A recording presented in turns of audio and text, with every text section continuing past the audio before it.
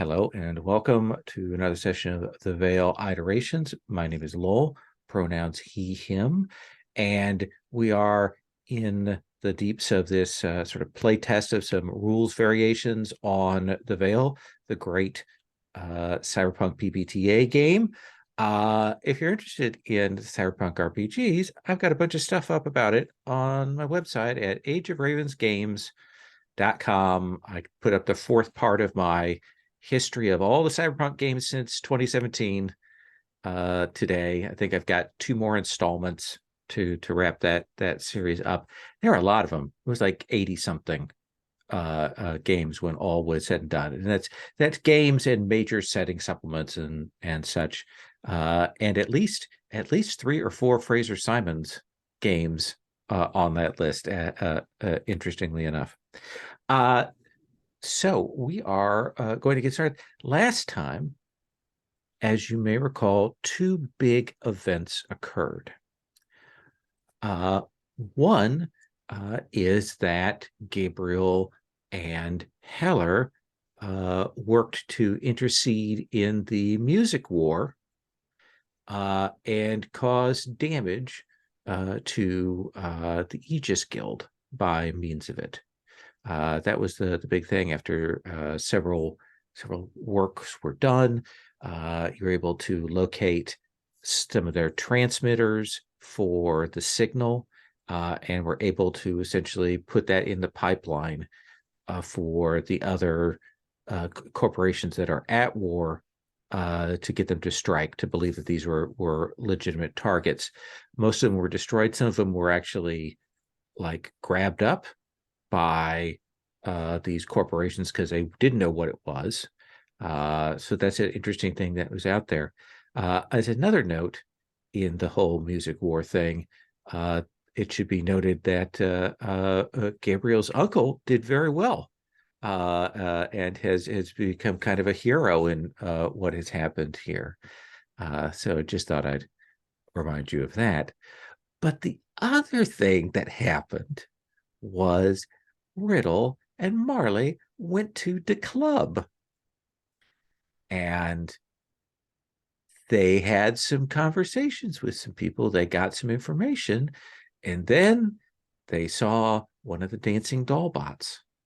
And as a result of this, they were able to push the hollow folk out of the doll bot, and we're able to kind of lock them up for a bit, and then we're able to take the doll bot and make off with it. And so you have an intact kind of low processing running doll bot right now, and that's where we left off. Does that seem familiar?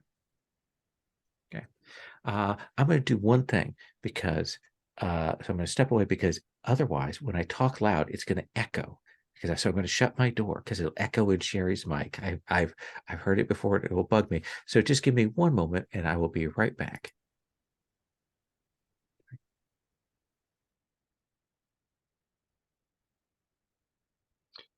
Just to briefly share my wildly self-indulgent, totally unnecessary, because I play a lot online purchase recently.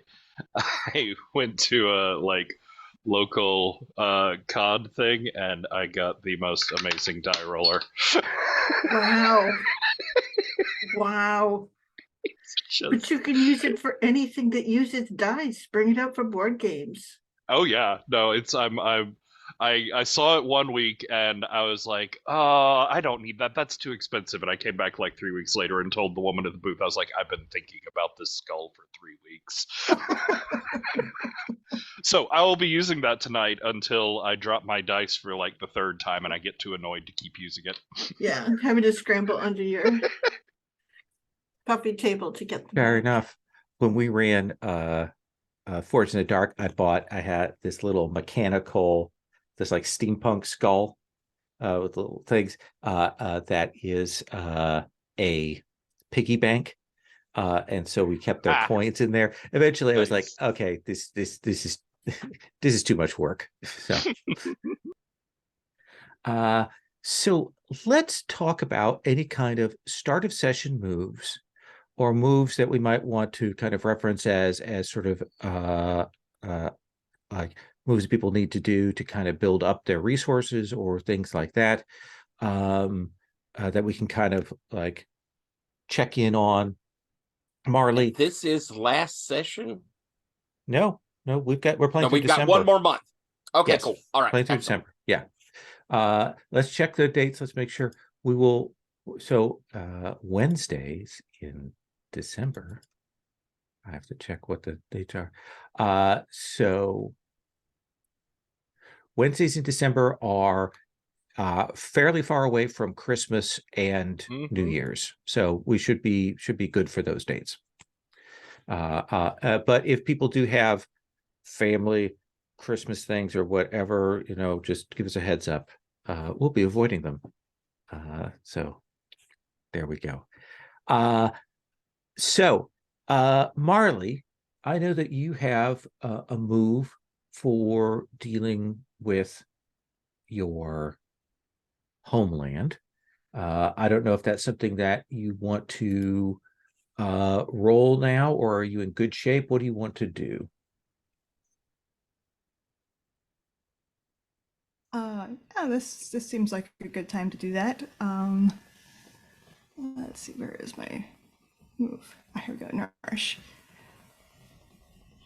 Yeah.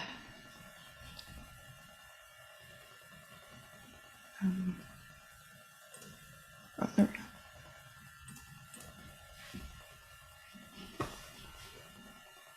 Yeah. What? Roll. Yeah. And what do you want to roll that with? Yeah, I'm looking at this, and so I have spiked out checked on fear, but I have no boxes on fear. Am I on the last fear box, maybe? Yeah, I think so. Okay. Unfortunately, I don't think I can claim this is fear. I don't think. Trying to remember what all happened last time, but this doesn't seem like a fear situation so much.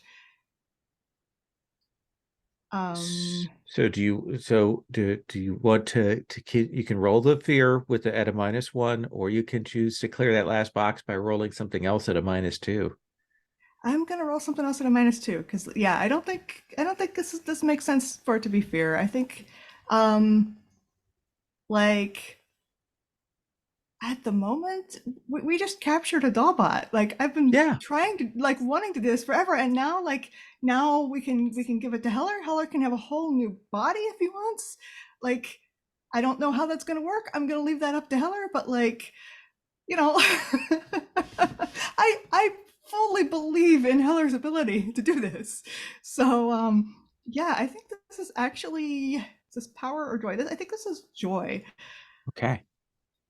Which means I'm rolling a -2. Yep. Is that -2 with the +1 or just -2? It's just -2. Just -2. Okay. I thought so. I was just like, wait, is that? Yeah. Yes. No, not 2. -2.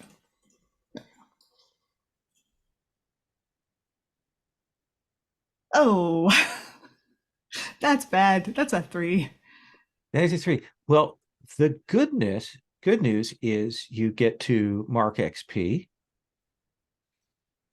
The bad news is, I think there are 2 things that are going to occur. One immediately at this, and then another thing we're going to do is you can sense as you reach back through the flow back to your homeland that connection that you have, that flow that you have, you don't know how you can tell, but you know that someone has been poking around. Oh, great. Maybe trying to sense what the passage of energy is, what the connection is, exploring. And I think you can sense that your friend Demise has been sniffing around. That's not terrifying at all, no. I think the other thing you're going to get is you get a couple of calls from Azalea Flo kind of, remember that's the person from the homeland that you Yes. spoke to, Mhm. kind of like talking in that way of, hey, it's good to see another person from the homeland. We should hang out. You kind of left me in a lurch, blah, blah, blah, blah, blah. Why don't you add 2 ticks to your debt clock? Okay. As you get the sense that this woman is kind of angling to maybe get something from you. Does that seem fair? Okay. Yeah, absolutely. Okay. Heller, are you Yes. good on scrap, or do you want to scavenge? I need to scavenge, I think. I think I'm like down to 0. So I'll just scrap. Yeah. So yeah, definitely at 0 for scrap. And we are kind of going around the sea in all kinds of crazy places, aren't we? Yeah. So I think like this the amusing time when Gabriel's doing something official and on the phone and being a responsible court person, whatever that entails. I can't help it. I zone out whenever he's doing it. He uses a particular voice. It's like it lulls me into a sort of sleepiness. So I think I will go poking around and see if I can find something that'd be useful. Okay. So let's see here. I don't know, what would be the best thing? It's kind of like more, not power, more feeling antsy. So I don't know, somewhere between what?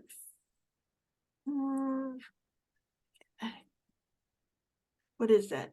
Maybe I guess fear, huh? That seems reasonable. Okay. Like just doing this to keep myself busy. So 2d6 and I'm adding 2. Okay. And that gives me a 9. It gives you a 9. So let's take a look at that. So you're going to gain 1 Oh, but scrap. yeah, But I just want to see if I have a +1 on that. When you know, yes, when I'm scrounging right now. So it gives me a +1 forward. Detachable when you use it to help scrounge. Yeah, take +1 Yeah. forward. Yeah. Okay, so 10. So you have a 10, so you will get 2 scrap. Cool. And I think you can probably also have done this in part as you've been going from rooftop to rooftop, checking these things out and surveying it. So you've got a variety of interesting bits and bobs in your, like, do you have like a satchel or a messenger bag or a backpack or Oh, he's what? got his, well, no, he doesn't need it because it's like his whole chest is really just a container. It's got the cybers and stuff like that, but most of it is just the mechanics of it doesn't take all of that space. Okay. So it's mostly like padding and protection, and then he's got a good chunk of space in there. So he just kind of, it looks like he's stuffing it into his pocket, like he opens his jacket and that, but it's just that he's slipping it through the sort of faux skin. There's a sort of slot back there where you can put those things in there, and it's stored like right by where his ribs would be. That makes sense to me. Gabriel, I've been thinking. Oh. So one of the things I want to suggest to you as, and this is not going to be the complete solution, but one of the things I want to suggest to you is that we add something to our executive that allows them to essentially convert strings to cred, or strings to capital, rather. Like not to cred, but to capital. Like if you have a string on someone, you can essentially push on them to give you money or to back you up financially or to support you in some way, and as a way to generate capital. And it encourages it. It plays on your link moves, your network web, and so on. So that's one answer to the issue that you brought up last time that I think might be good. Does that seem cool? That does seem cool. I like that. So do you want to do your investment move, or do you want to do something to generate some capital? What do you want to do here? Well, I suppose. Oh, excuse me, I about choked myself. I suppose I do need to do my quarterlies. I mean, I suppose I could try to generate something to add to my pool to then do the quarterlies. Absolutely. Do you want to do you want to enter like who? So if you look around, who is an NPC who you're going to add to the table that you might call on, someone that can add to your web, that might be able to help you out. Give me an idea of our little freelance taking down something. I feel like that might be viewed well by the guild, where Heller and I went off and kind of did that. Well, am I right that would be, or not? No, because then you'd have to start telling people about the Aegis Guild, and once people start getting that out into general circulation. That's true. Okay, yeah, we don't want to do that. So, so feel free to call from your history or now present connections that you're making in the music industry. These can be people that owe you money or people that want to back you. You can figure it however you want to play that. Okay. Yeah, I think that considering what I'm working on, I'm going to. We had that nice guy that talked with me just recently. Oh, but I'm gonna intro somebody. Yeah, so we're gonna add somebody to the table. I think I'm gonna try and get in touch. I think that I've been using this engineer that I work with before, but we have a whole division that are engineers. Mm-hmm. So I think I'm gonna get in touch with one of the upper middle, kind of on my level of management in our engineer division, and start telling, letting who is this person, and what's your what is your relationship with him? When you go to tap on this, you have an existing relationship with them. So what's the connection here? And then we'll roll for the link. All right. I think he's it's a he, and his name is Chris Concerto. Okay. And he's someone we've worked together in the past. I've brought in good talent. He's helped, had good engineers. We've made money before working together. So I think it's a positive, but I don't think we've done really a dedicated thing, he and I. Absolutely. So what do you want to roll the link move with?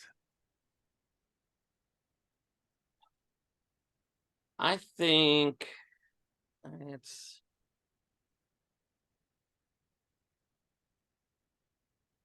let's go with, I do this so seldomly. I think I'm going to go with joy. Because I'm really happy with what I've got. This whole thing, everything here that we're building up, this is a good deal. Absolutely. So go ahead and roll. I think I'm also going to bring in a piece of cyberware on this one. Oh, sure. I'm going to bring in my ear so that I can, and what it's doing is I'm pulling down some audio isolating stuff so that I can give him, without our augmentations yet, but high quality sound coming off of my artists I'm working with, and saying, these are going to be the big thing. I have something that's even going to take it up another level. But you and I together, we could have our foot in the door when something explodes here. Excellent. Let's have you roll the +2. All right. Well, I had no successes last time. This time, I managed to get a 9. Get a 9. So you have a good relationship with them, and based on your move there, network web, Mhm. uh, you Have a have string on them. a string on them, and if you want to, you can go ahead and essentially turn that string right around into some capital, or you can hang on to it. I think I'm going to go ahead and turn it into the capital as I am talking with him. I'm like, so you think you got a All hot right. prospect? I'm telling you, this is going to be the biggest thing you and I ever work on. We're going to be right there. It's going to shove you and I through the stratosphere. Go ahead and pack your office. You're moving up. This isn't this isn't going to drag me into the war, is it? The war is already going on. I know your uncle's a big hero in the war, but I don't want to really get like. Yes, he's done magnificent things. But no, this shouldn't. This has nothing to do with the war. Nothing to do with the war. Absolutely. Says, okay, I trust you. You've done well by me in the past. I will I'll front you the capital you need here. Just you remember me when you move up. Buddy, we're going up together. And right. Yeah, he'll get you a second capital. Okay. So I'm going to invest both capital. Okay. Are you marking a cyberware to give yourself a bonus on this? No, I think I'm going in at it straight. Okay. But I have boosted my power, and I am feeling very, very strong in this one. This is my big moment here of this is the last hopeful thing I have to do before I unveil my big except you don't roll with power. Oh, it's a set stat, isn't it? You roll with the capital that you put in. Oh, okay. So right now you're rolling with a +2. That's not terrible, but it might be worth me. Yeah, let's. You're losing money, not marking cyberware. Yeah, I'm sure it won't bite me later. All right. Let's do this thing. Wow, I rolled 7 again, but it's a different type of 7, it seems like. So that'll get me a 10. 10. So you turn it around. You can either gain the capital you've invested plus an additional one. So you have 3 capital. Or if you want to take a mandatory contract and complete that, you'll get 4 capital.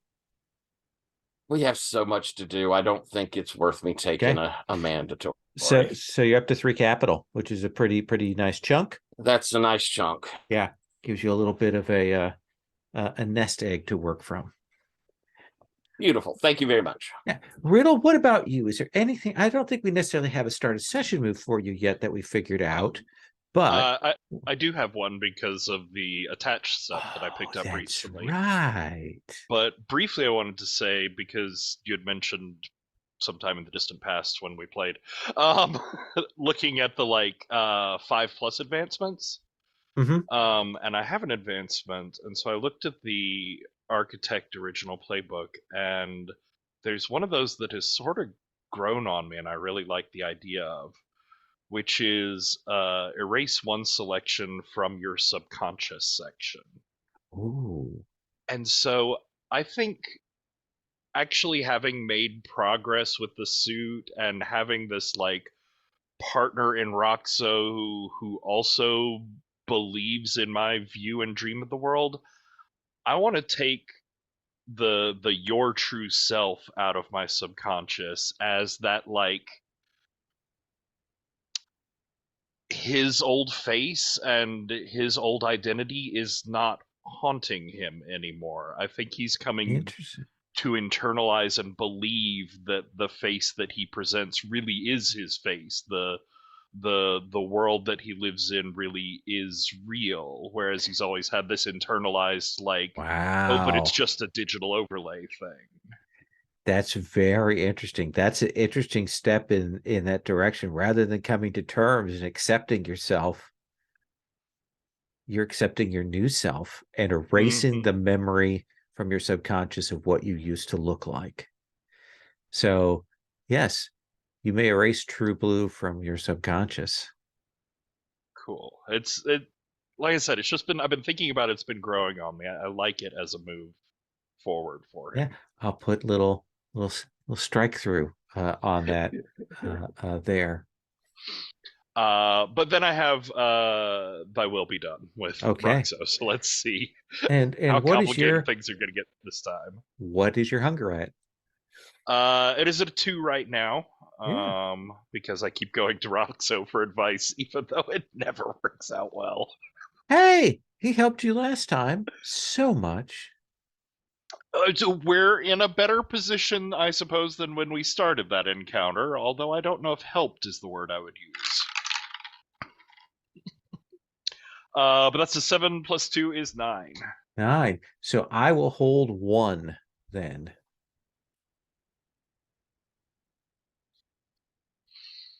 Mostly because Roxo does not believe that he has been properly thanked for the work that he has done for you. But I think we're going to take up with the group together here at the start. We're in a safe location. I think we established that you figured out how to get in and out of this safe house. You're taking these steps to secure it, for the period of the war, and you're set up there, and you'll have a chance. You can see, a lot of the stories about the music war are kind of clearly being essentially guilds and companies are paying for either puff pieces on themselves or paying for news of atrocities not to go up on the nightly news, essentially like anti-advertisements. And that sort of media war is going on in the background.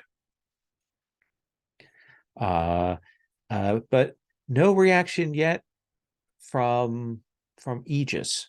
The signal is offline, but you're able to get that stamped down, and to get a dollbot that is still dancing.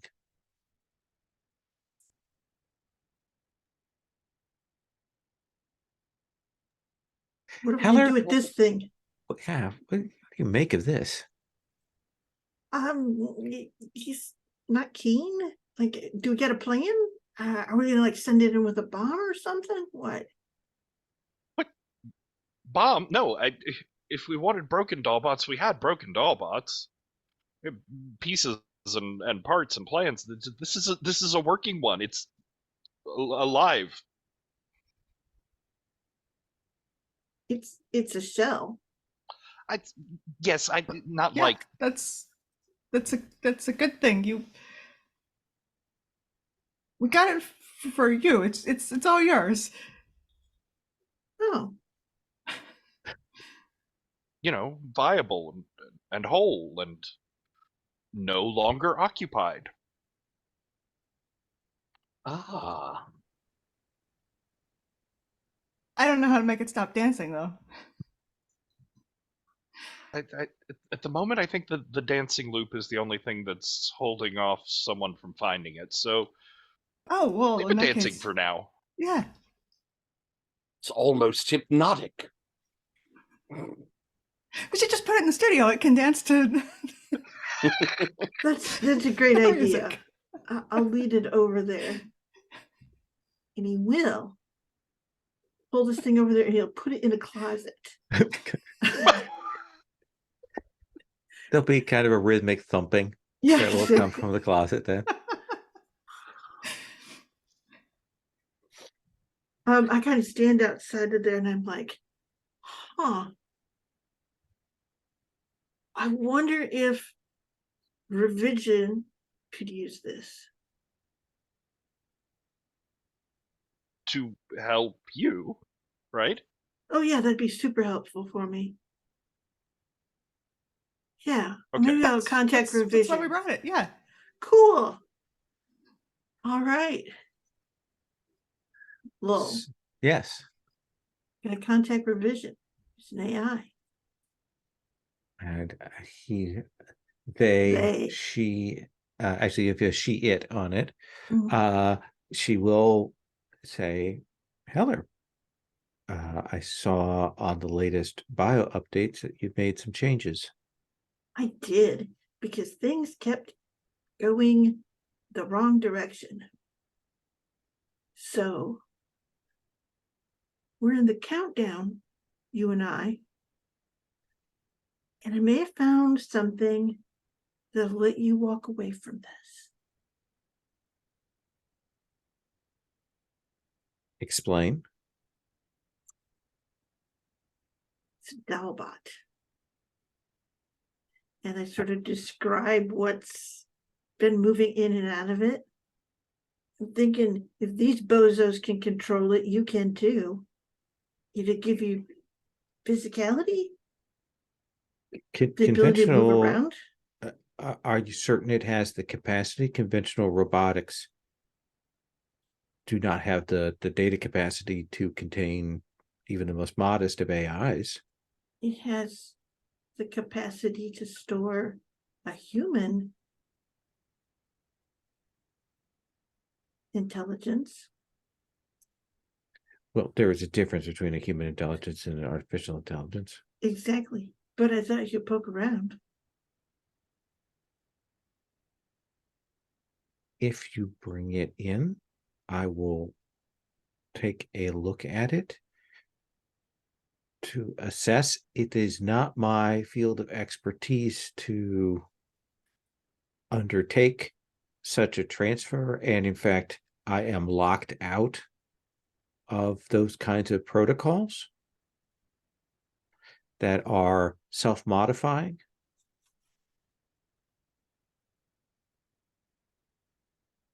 Can you keep a copy of yourself? No. And what I'm saying is we would need a third party to assist with any transferring. I cannot do that. Okay. Maybe I know someone who can. I'll look out towards Riddle. Okay. At least he's moved a lot of other data around. All right. Yeah, sure. I'll bring this thing by, okay? Okay. I think when you look over, Riddle sees that you're on the phone setting up how to use this Dollbot to save yourself from your dire situation. You can see like thumbs up. Yeah, I'm gonna need some help with you copying some information over, okay? Anything you need, of course. That's why we're here. That's why we're doing this. Yep. Essentially, we gotta go.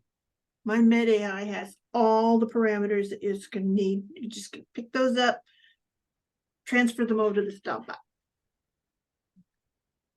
To prep it for you? Mm-hmm. Okay. So we're just like moving straight into this. Might as well. Okay. I figured once we get okay. it going, we can just set it going, right? And then do what we got to do. As far as I understand, it's a self-sustaining system as long as you stay within range of the veil. Yeah, that shouldn't be a problem. All right, he says, totally understanding what you're saying. And Gabriel, you will get a call from your uncle. Stepfather. Yeah, true. But I don't think you put stepfather on your phone display. No. Claudio, I wanted to check in and see how you were doing with all of the chaos that's going on. I have managed to keep myself safe, and it seems that congratulations are in order. I have heard of your great heroism. One does what one can in these trying times. Mother was very worried about you and asked if I would check in on you, and so I have done so. Have you heard from your sister? I have not. I thought it best for me to not signal out. A hit team was sent and blew up my accommodations. Fortunately, I was able to escape before the hit team managed to arrive fully. That is good luck on your part. Or skill preparation. Yes. Probably a little of column A and a little of column B. Would you like for me to try and find her? Have you had a chance? No, to as speak? you say, it's probably best if, given your potential exposure, if you don't try to contact her. So I'm thinking you have not heard from her yet? I just thought I would check in and see if you had. I did send her, and if I remember correctly, I sent her a blind message. Yeah, you did. Right? Yeah.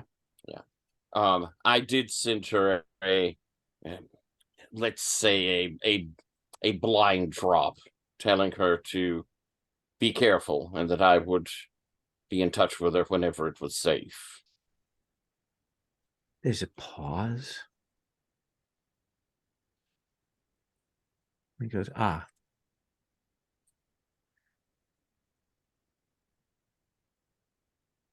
And I think there is a moment there too when you realize that he probably monitors his daughter's communications.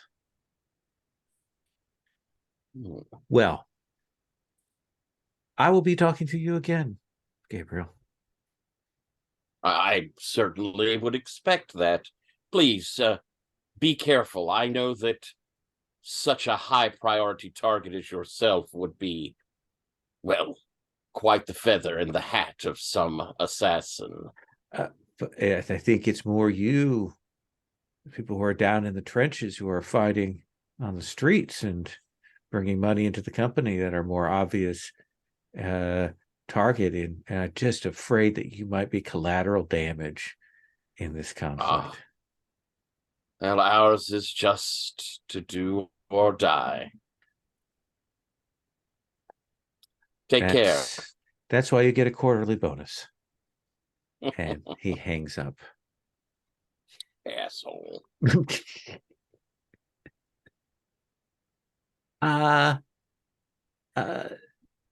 So Marley, what are you up to after you've had this like interesting expansion of your consciousness?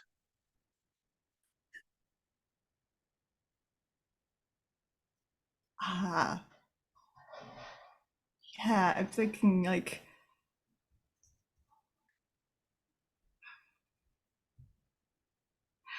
actually I want to try to like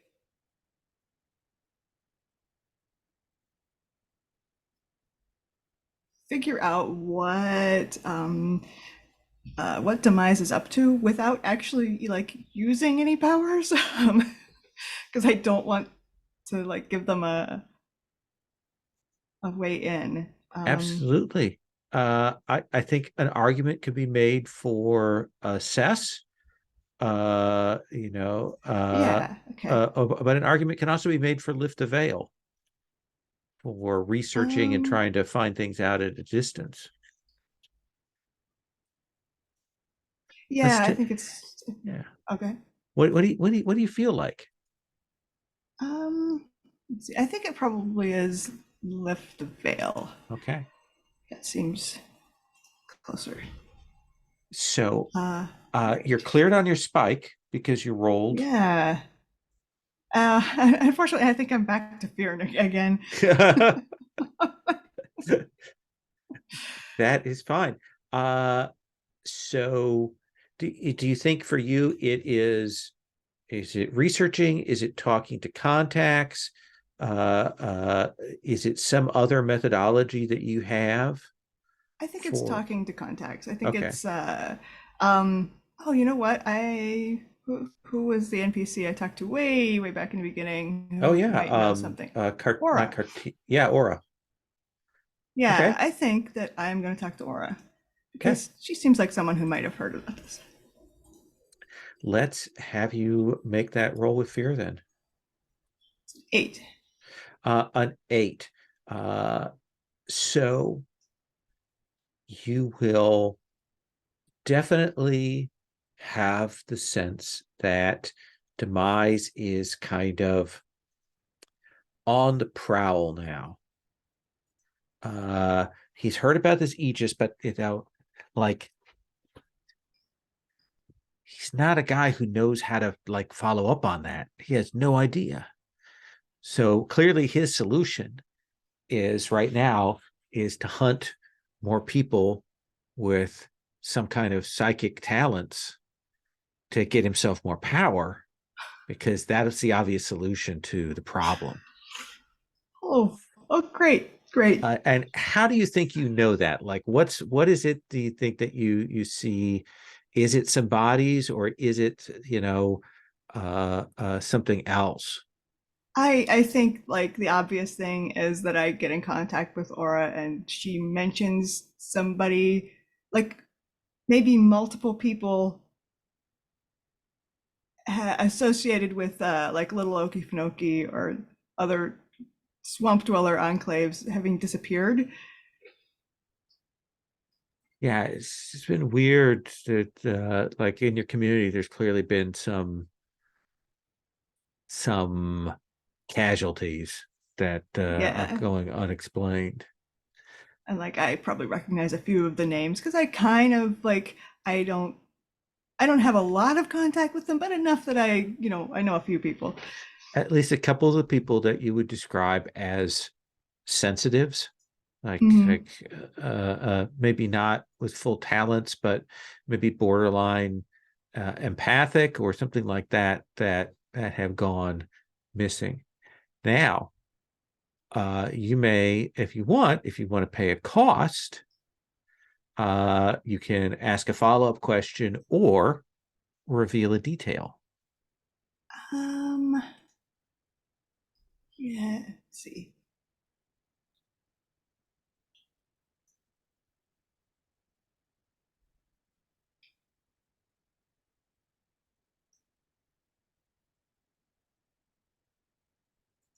I'll offer you a cost if there's something that you want to ask a follow-up or sure. reveal a detail. And that would be that right now your debt pool is just one person. I would be glad to have Aura added to that debt pool as as a name in there. Fair. Yeah, that makes sense. Yeah, so I think I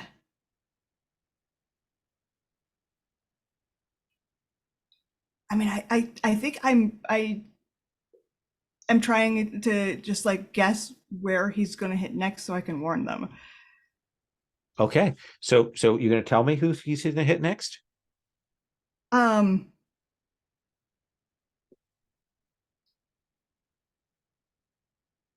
mean, Azalea Flow seems like the obvious choice here, honestly. Yeah, I think that like following up on this, like there, you kind of follow the chain of people, the people who know people, and you're like probably heading that way. Yeah. Like is probably in his crosshairs right now. Right. Yeah. So that's where I'm going next to what we call little Okefenokee. I should remember that. That's a pretty distinctive name. Yes, it is a pretty distinctive name. Riddle, let's come to you. What are you doing? You should be in a good mood. things are accomplished and Heller's just kind of gone along with your plans? I mean, you'd think that. I am wildly spiked out on fear at the moment, though. Oh yeah, there is that. Wow. Yeah, you went topped out on the fear. So I think right now, like if we're doing this now, like he's not ready. Like that's the thing. It's too soon. There were so many more like tests and checklists that I wanted to go through. So I think he is over at the closet, like ducking and sort of moving around like the dancing arms. And checking over the systems like is this Veil powered system really going to be self-sustaining, and have we really locked this thing out from outside control, or did we just like temporarily kick out a user and they still have a backdoor to get in? Yeah, checking over, trying to see if it's a safe, viable, long-term option. So I think we can either do this as assess, or we can do this as reconfigure. Interesting. I haven't thought about reconfigure. I like that. Yeah, it certainly gives you a chance to also build up imagination. You're at 2, max is 3, but that's a way there. Yeah. Yeah, I'm trying to root around in its systems and in its connections and remove any sort of outside linkages or permissions, things like that. Okay. Let's have you go ahead and roll that with a -1. Unless you want to clear your fear by rolling with something else at a -2. Is it a -1 and a -2? I thought it was a 0 and -2. Ah, but we changed it. I believe that the and let me make sure here. State template becomes a 0. You're right. Yeah. Roll at a 0 with fear, or a -2 with something else, and just clear your fears. No, it's never that easy. No.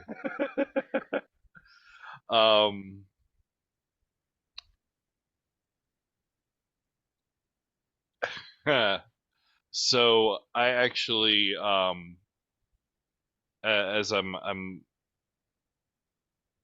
I think Riddle is getting annoyed trying to duck and weave around this thing. Okay. So he actually like reaches into the closet and pulls it out and takes it in his arms and starts dancing. Okay. And I'm going to use my derma-linked network nerve endings as I'm like contacting it through skin, through touch. Perfect. And so clear a dot off of fear and roll it +1. All right. With your magic skull dice.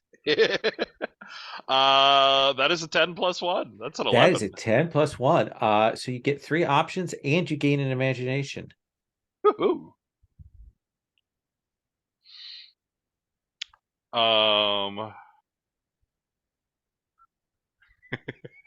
I always like to make things worse, but I honestly don't need the other imagination. So I guess things will go well or whatever. Absolutely. I want some feedback. I know. I feel like a bad player now.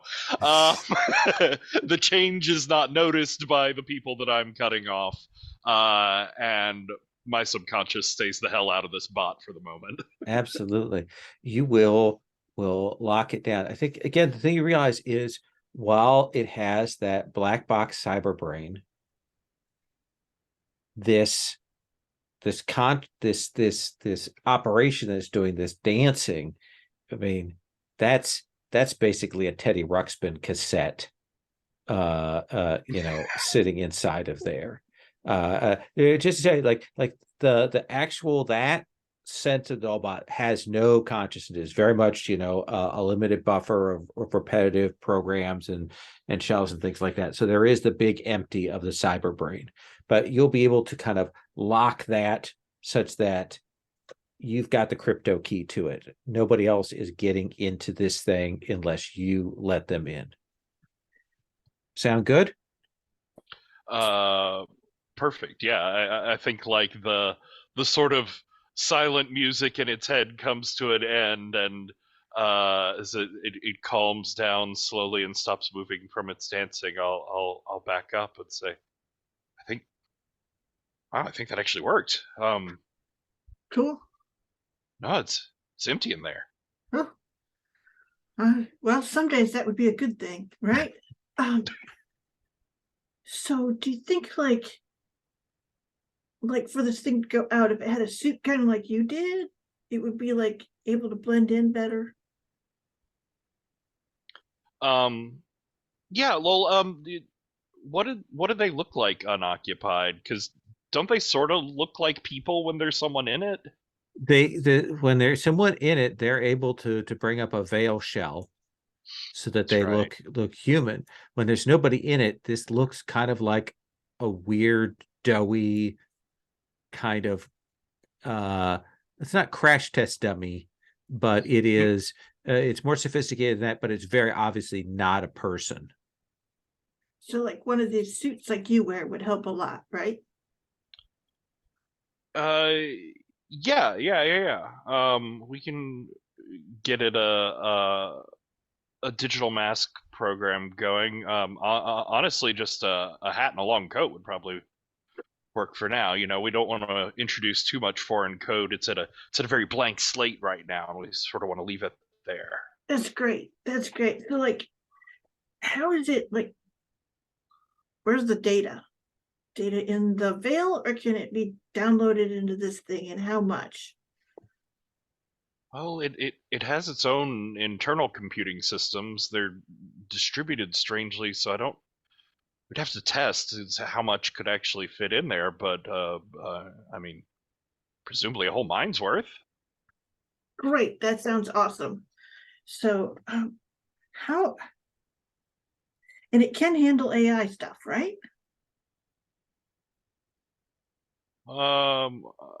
I guess if it needed to, it's it's sort of running off some simple VI loops at the moment.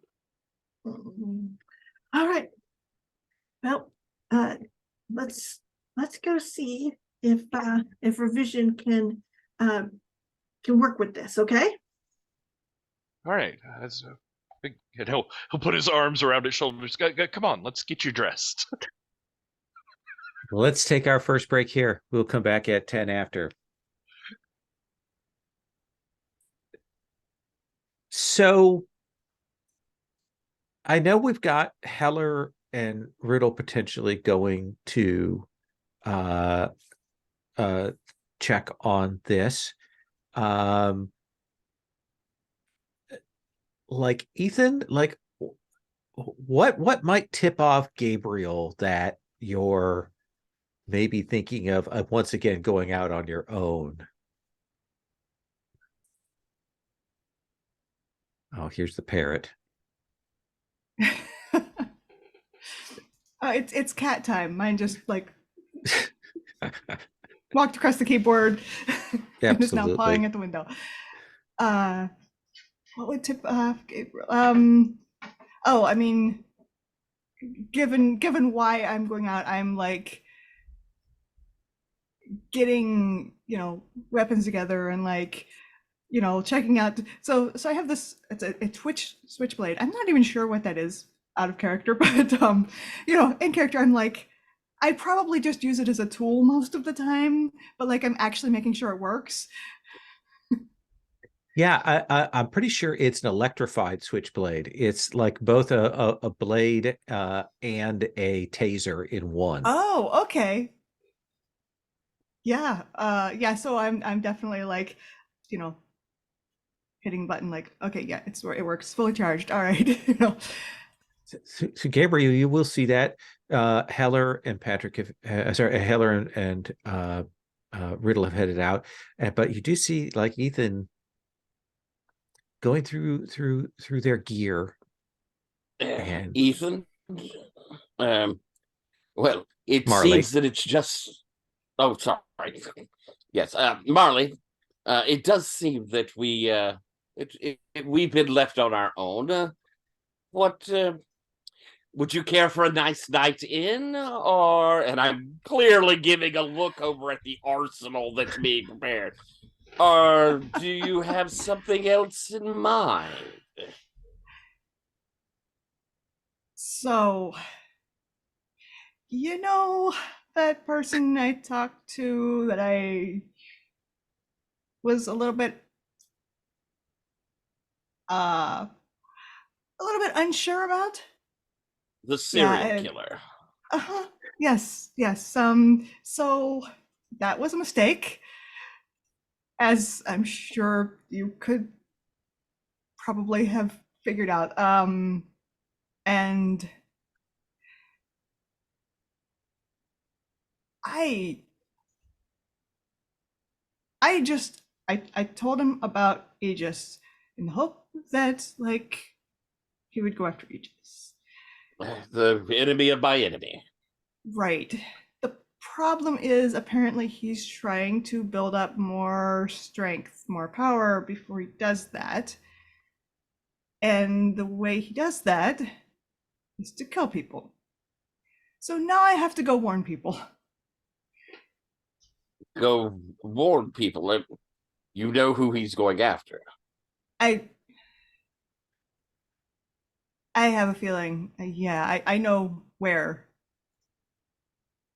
Maybe who, but definitely where. There's a. Do you think your warnings will be sufficient? I don't know.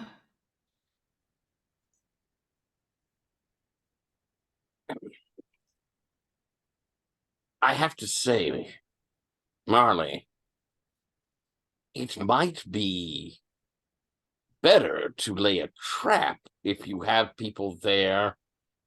Perhaps overwhelm him.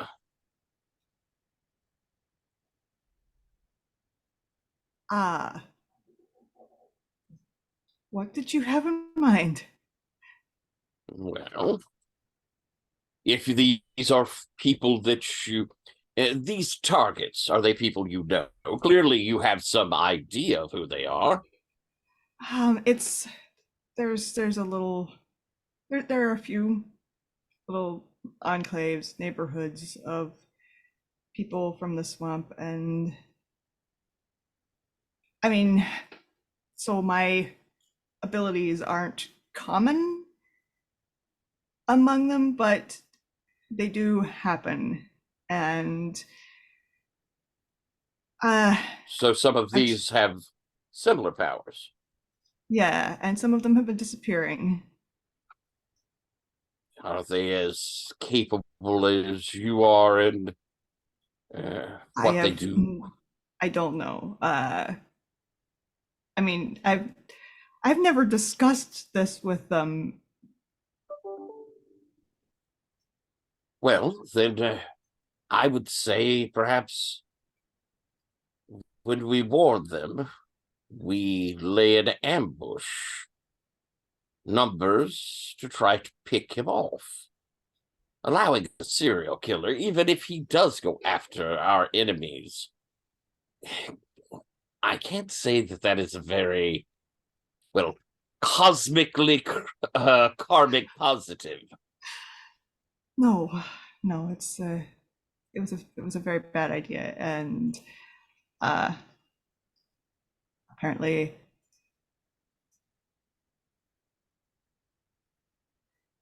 look, the way he kills people as he targets cyberware, which is why I especially don't want Heller anywhere near him. Oh gracious, he's not but cyberware. Right. So I don't know how close he needs to be to you. I usually have to touch something. At least I guess I've never really tried it from a distance, but I assume that I have to touch something. I'm just saying, like, don't get too close to him. I mean, not that you want to, but yeah. No, fisticuffs is not exactly my forte. Exactly. Yes. Then, well, shall we go and try to, well, if at the very least warn your friends and perhaps lay a trap? That's very exciting. Oh. All right. Yeah. That's. Thanks. I am in way over my head, and I know it. So. I've been feeling that for the recent time that we're all a little over our head, but as long as we struggle at it together, I think we will manage to reach the surface. Yeah, sure hope so. By the way, Heller and I did have a bit of success thwarting a little of Aegis's signal. But I also think I may have found a location where we can garner more information. Once we deal with this, and, well, hopefully, Heller is situated in a less collapsing form, perhaps we could go there and make your homeland a bit safer. Yeah. Okay.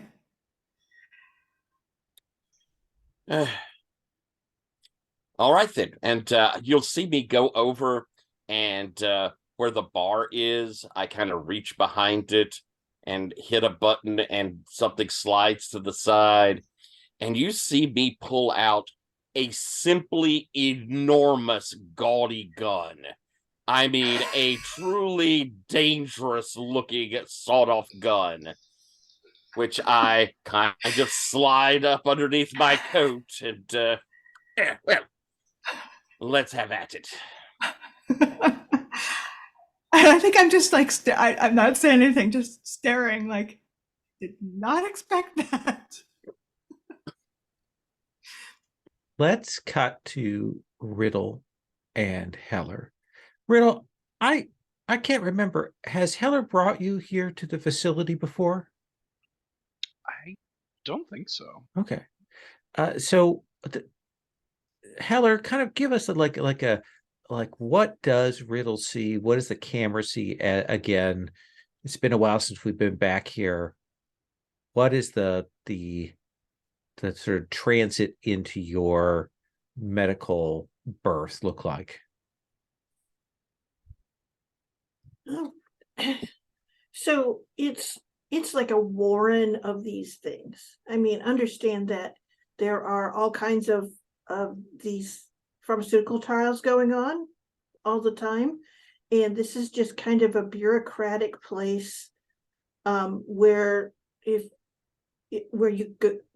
you're a subject, you go for essentially doing the checkups and everything, but also to essentially report side effects, and if you're in need of medical care, particularly if your life has to be saved at some point, then you go there. You may be like there are like back rooms where you go if you're like in, what do you say,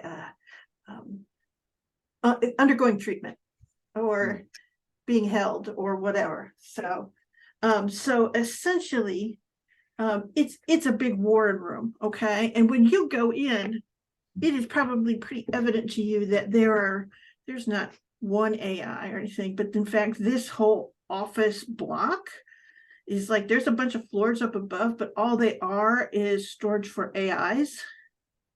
And then there's this sort of first floor and sort of the back floor stuff that has medical equipment and like some basic monitoring things for the AIs to use to talk to clients. Does that make any sense? Yeah. Wait, do all of these alcoves represent another person with your condition? Oh, no, maybe like 80 or 90. 80 or 90? Yeah. Is it spreading? I don't know. I just know some people have it and some don't.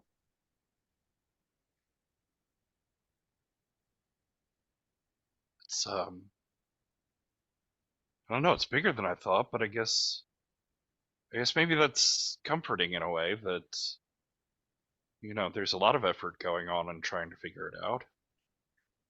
I think the thing that will strike you, Heller, as you're here is it's been a little while since you've been back here, and you will notice a number of the pods. You can see that the door labels and the pharmaceutical company labels have been changed on them, meaning that their subjects have been moved on and they're into new trials and new companies.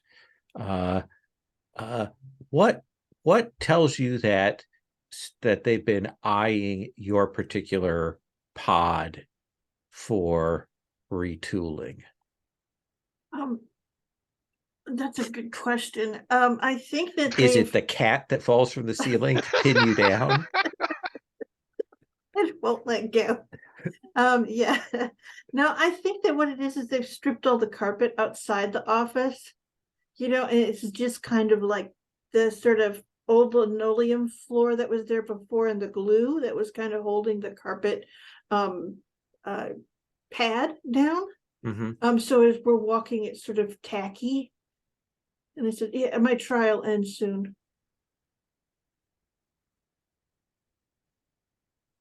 But he goes, and just happened, he goes, you know, though, it does mean that if they're running these, it means there's enough people that they think there could be a profit to be made. I never thought about it. Good. I mean, if there's a profit on it, they'll actually put some effort into it. Just, well, it's pretty terminal. But then I guess life is too, right?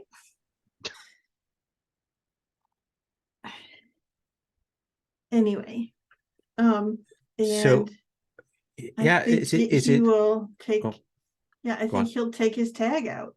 And you know, it's just like it's in his wrist. And you see him kind of like slide it out. This must have been like one of the first things was that arm that when you first met him he had already, and he just slides it out and puts it into the doorway like a key, and you see the door kind of get stuck for a second before it slides to the side, and then walk in, and there's room clearly for like a bed. There's equipment in the like little area that could be for medical stuff. That's all like dark right now because it's needed. And there's a couple of chairs and there's a monitor.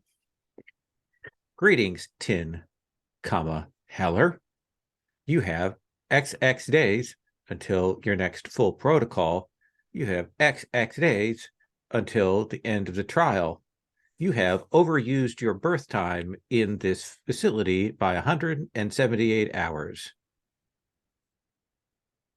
Correct. I have an appointment. Confirmed. And you will see a projection of a medical AI. It's fairly standard, and it will. Greetings, Heller. Greetings. Which of these is the doll bot? And I will point to the doll bot. the obviously fake one, the artificial life form. You read as significantly artificial as well. Oh, well, thank you. go ahead and put the doll bot on the examination table. Will do. And it's like he's a pro. He knows where all the switches are. He like really quick just flips his fingers across all of the things, gets it set up, pulls out the sort of little step thing that you do to step up onto it, and kind of guides the dollbot over there and sets him on that bed thing. And the medical AI will run a whole battery of diagnostics. And we'll come back and we'll say, I have no data on how this machine functions beyond the materials that you brought me earlier. But it seems to function as you suggest. I am unable to determine if the storage capacity is appropriate, but you believe that it is? Yes. Can you at least determine if the neural architecture is compatible with Heller? And first it has to, and I say, first need them to bring their own analysis through it. So do you think you could help them tap into that storage that's in there? Be like picking up a copy and taking it over there. Think of it as like formatting the drive. I'm going to stop you here. Okay. I'm going to pause here because I do think that maybe, Heller, you are trying to mislead or manipulate your companion here. Yes. So let's talk about what that means when we do PvP. So the misdirect doesn't really apply here, but you can sway your fellow PCs. If you have a bond on them, you can spend it to give yourself +1. On a hit, if they do as you ask, they gain an XP. On a 10+, if they say no, they must roll inner conflict and mark a spike. On a 7 to 9, if they say no, both you and they must mark a spike. So I do think you are trying to manipulate here a bit. Does that seem right? Certainly. And I do have, let's see if I have a spike on. I don't think I have any more bonds on Riddle. Okay. So I think I've used them all. Need some more intimacy moves. Yeah. Well, looks like you have one. Oh, I do. Yeah. I have one. Yay. It's Gabriel that I was thinking of. Okay. Yeah. So I have a +1. Yes, so I'm going to attempt. Spend that to give yourself a +1. And what do you want to roll with? Let's see here.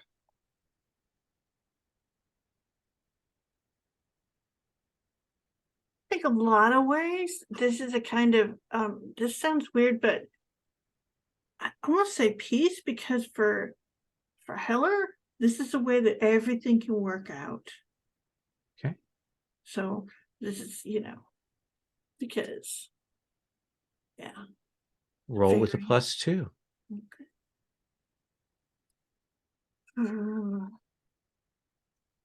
Oh, 4 + 2 is a 6. Oh. Ouch. I don't think I can even have like anything that I could say that my stuff would work with. Like all of my stuff is not social. Then I think you will realize, Riddle, that Heller has no intention of getting into this bot and is trying to get you to put the medical AI into there, and is trying, it's not exactly lying, but clearly trying to manipulate you into doing this. It's going to run its diagnostics and then what, Heller? Heller, could you please roll inner conflict for me? Sure. Let's see, when you roll inner conflict, just roll straight.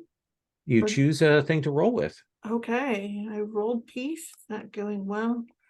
I think, let's see, sad. Okay. I rolled an 8.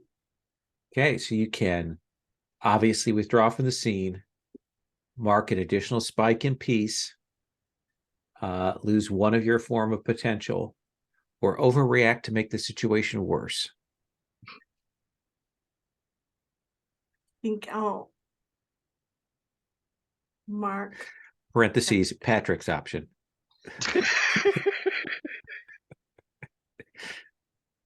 What's that last one? Overreact to make the situation worse. Now I think I'll mark another thing in sad, because that takes me right up to almost spite. And I go, if this works for revision, that solves half my problems. Which half? Heller, this isn't a repeatable experiment. As far as we know, this is a one-time shot. These things are rare and controlled by people with all the machine guns. Right. We can't build it. We don't have the resources for that sort of thing. And I can't promise that we can find you another. I don't. Sort of stops and goes,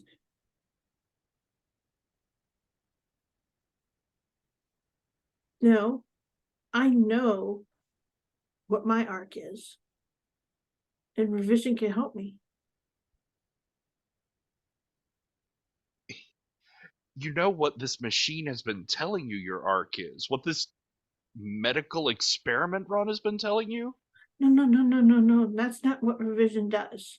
Revision keeps me alive. I'm returning the favor. Revision's the one that can keep me alive. This isn't a facility to keep people healthy.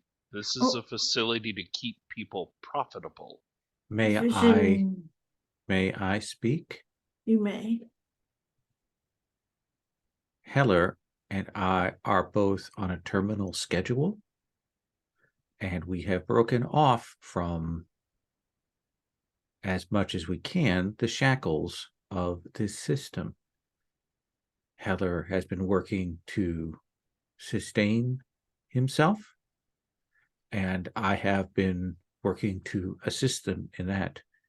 And he has, in turn, agreed that he will help me not be terminated.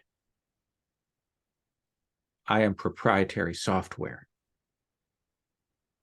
I will be erased when the last test subject is finished. So you're holding his life hostage over your freedom? No. We're friends. It's the least I can do. Could you have healed him before now? No. They've tried. You understand that the drug that they attempted doesn't work. There were no successes in the experiment, but they have kept Heller alive because if Heller passes, it distinctly affects their statistical model. So if Heller gives up this potential one shot at a cure to help you, what does that buy him? Your continued failure of an assistance? It buys me revisions continuance.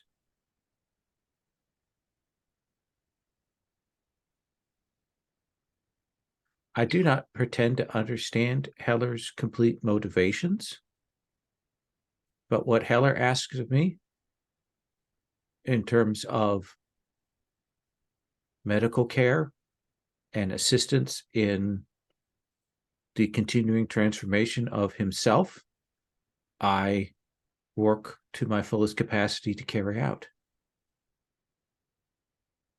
Heller, this is straight up court bullshit. They're keeping you in a prison made out of your own emotional trauma. And he stops and goes, no, we're getting out of that prison. We're getting out alive, though. That's the trick. One of you is. I will too. Still alive. Keep on being alive.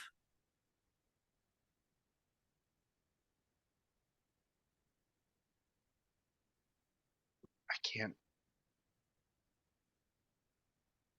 I need time to think about this, Heller. This is wrong.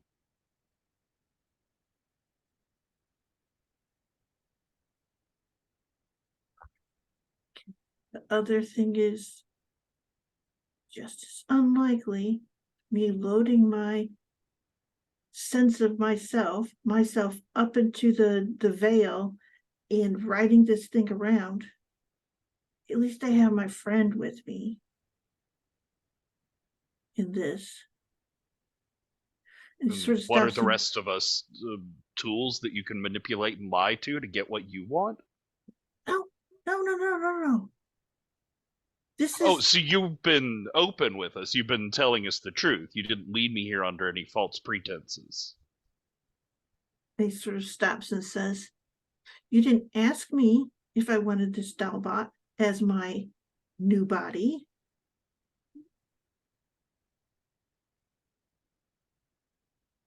You assumed that I would do it. Riddle, would you please roll inner conflict for me?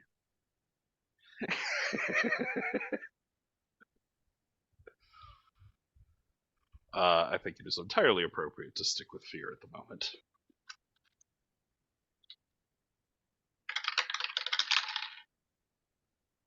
That's a 9.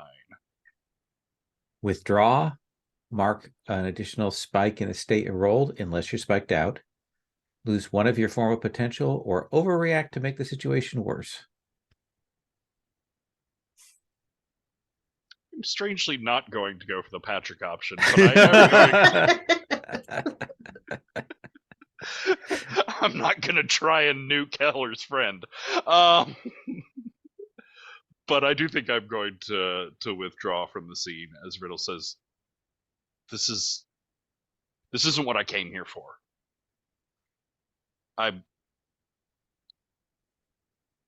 Maybe I'll talk to you later. And he just turns and leaves. And I think that you used to do this. It goes, I'm sorry, it's not what you came for. It is what I'm asking of you.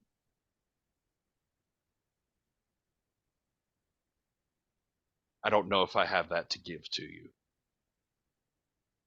He slams the door behind him. It's one of the door we said the door was stuck, so it's super unsatisfying. You try to slam it and it like goes and it gets stuck. And then as you leave, your feet are sticking to that carpet.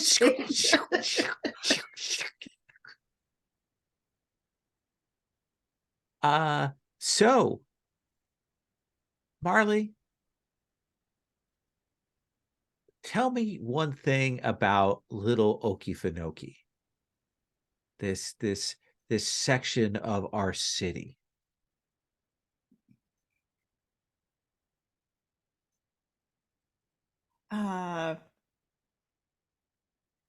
Like half of the, most of the buildings, like there's a central building, probably made of, brick or concrete block or whatever.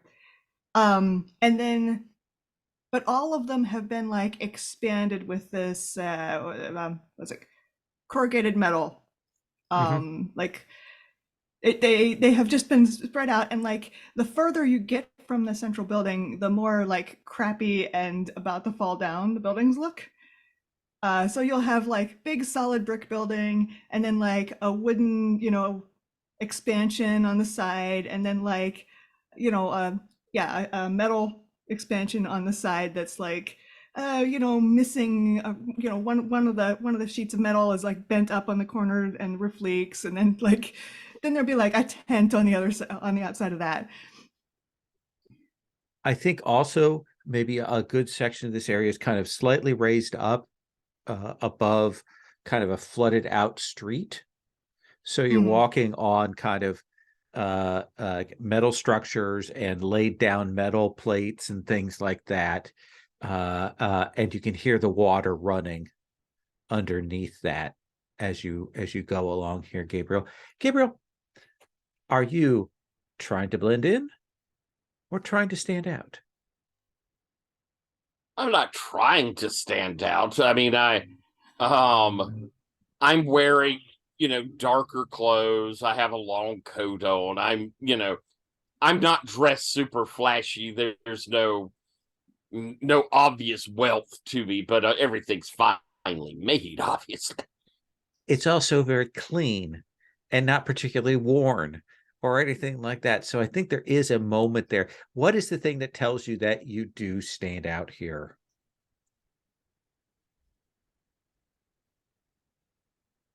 Is it your realization that nobody looks like you, or is it somebody's reaction, or is it something else? It's definitely my realization as I'm going through and seeing the other people. It's kind of like going to that party and realize you brought the tuxedo and everybody else is in khakis and a button down, and you're going, oh, I see. Yeah, and you will go into this place, has a very odd smell to it. I think, clearly they're cooking things here and they're brewing things here, and it's kind of a bar type watering hole place, and there is a lot of people kind of stop because, is this a cop?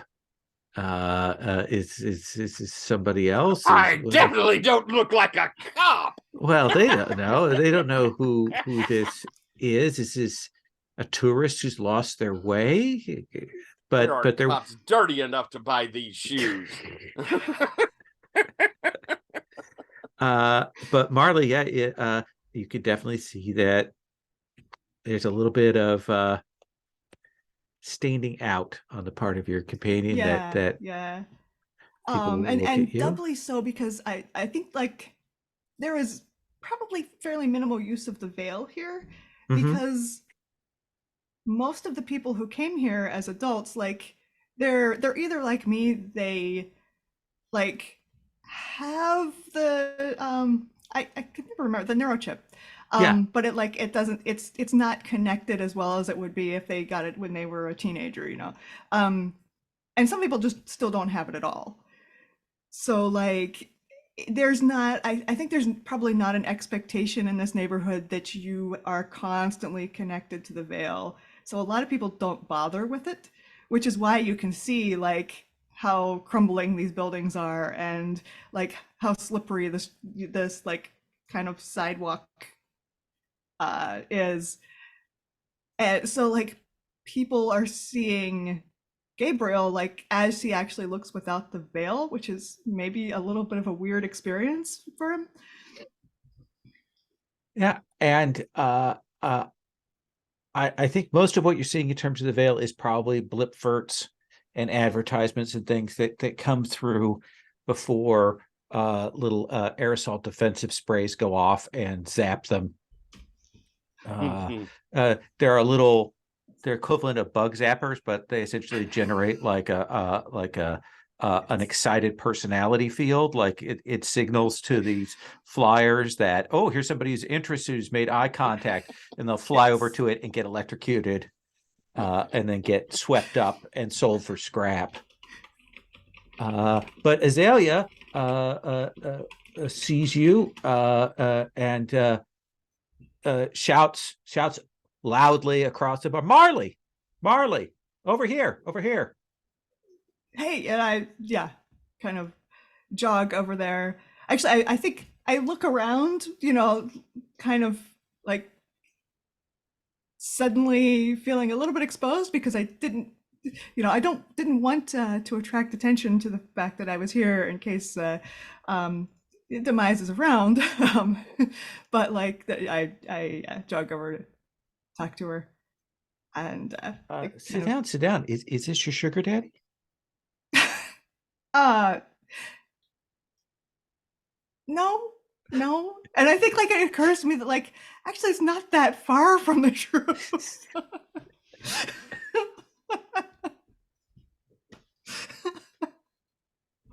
Says, hey, I'm Azalea. What's your name, sweetie? Gabriel, it's a pleasure to meet you. Ooh, like in the Bible.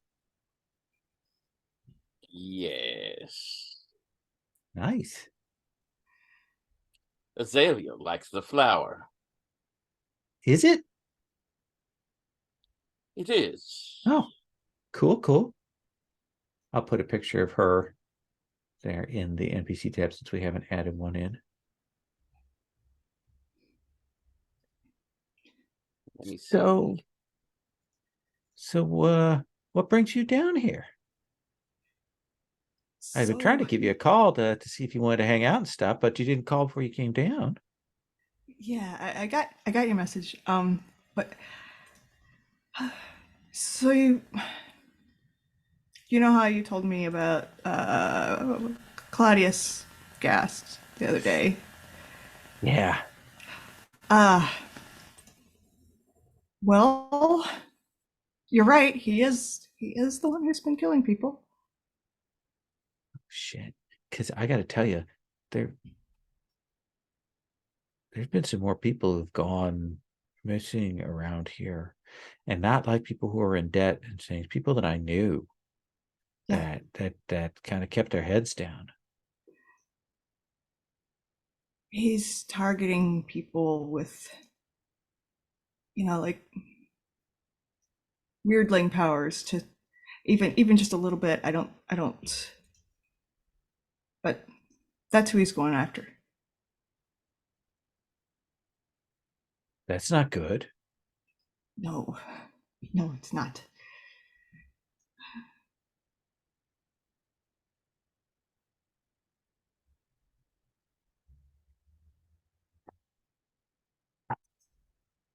So I got to tell you that that might not be good for a couple of reasons.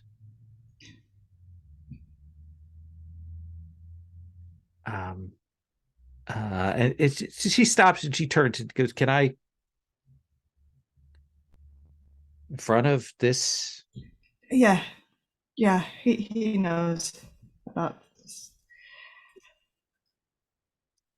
And she'll turn to you and you say, "You're buying us around, right?" Oh, absolutely. Please, for the bar. And she'll make a gesture, and and it's a pittance here to buy the bar around of even the high end stuff. But they'll come real moonshine kind of. I will not be drinking whatever is brought.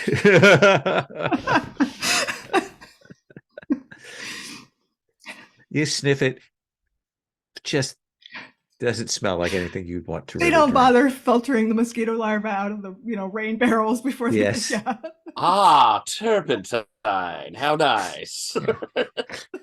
You probably have a little HUD that says, in your medical thing, your insurance will not cover if you consume this following beverage. They're like, oh yeah, it tastes like home, So, like, we talked about the weirdling stuff, and some of us have a touch of it. I cast the bones out on the corners. I'm pretty good at that. I got the patter down. I got the full tats. that make people think I'm a spook, and they listen to me and they pay me the coin, and I'm more right than wrong. And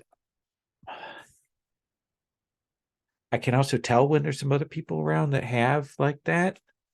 And like there have been some people that have been down here recruiting folks. Recruiting people that have a little bit of the gift. And like I know they're like paying them at like a training research place. It's kind of a corp thing. Oh, that doesn't sound good. No, that's the thing is, and a lot of people know about it. My real fear is if Claudius picks up word on that.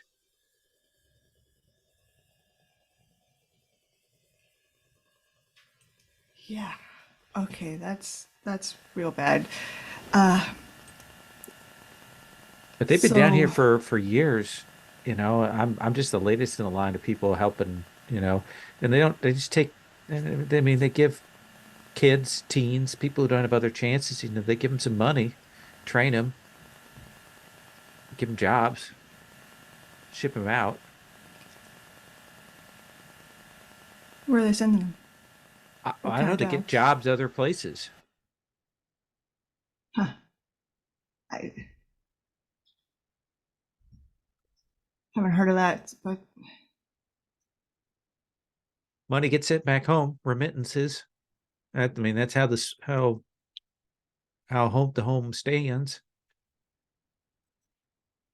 did any of them ever come back?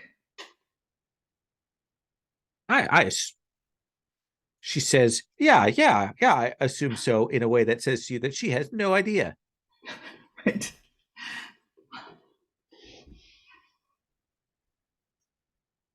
Look, I've only been doing that the last couple of years. You know, I know there was somebody else who was doing it before me, so it's not like, you know, if I don't do it, somebody else isn't going to do it. You know what I mean? Yeah. Yeah, I mean, but so you pretty much have a target painted on you for Claudius. Yeah, especially because I'm the one who told you who he was. Well, I don't think he knows that, but I mean, hell, he might. I don't know. But so Gabriel here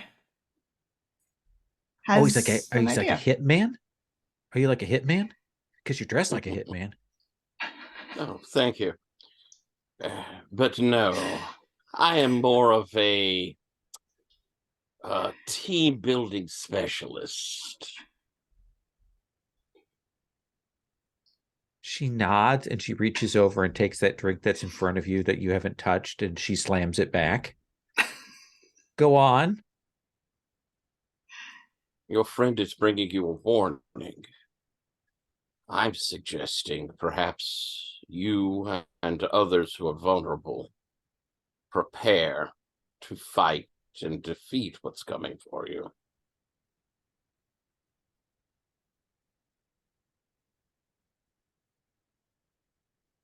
Do you know what's coming for us?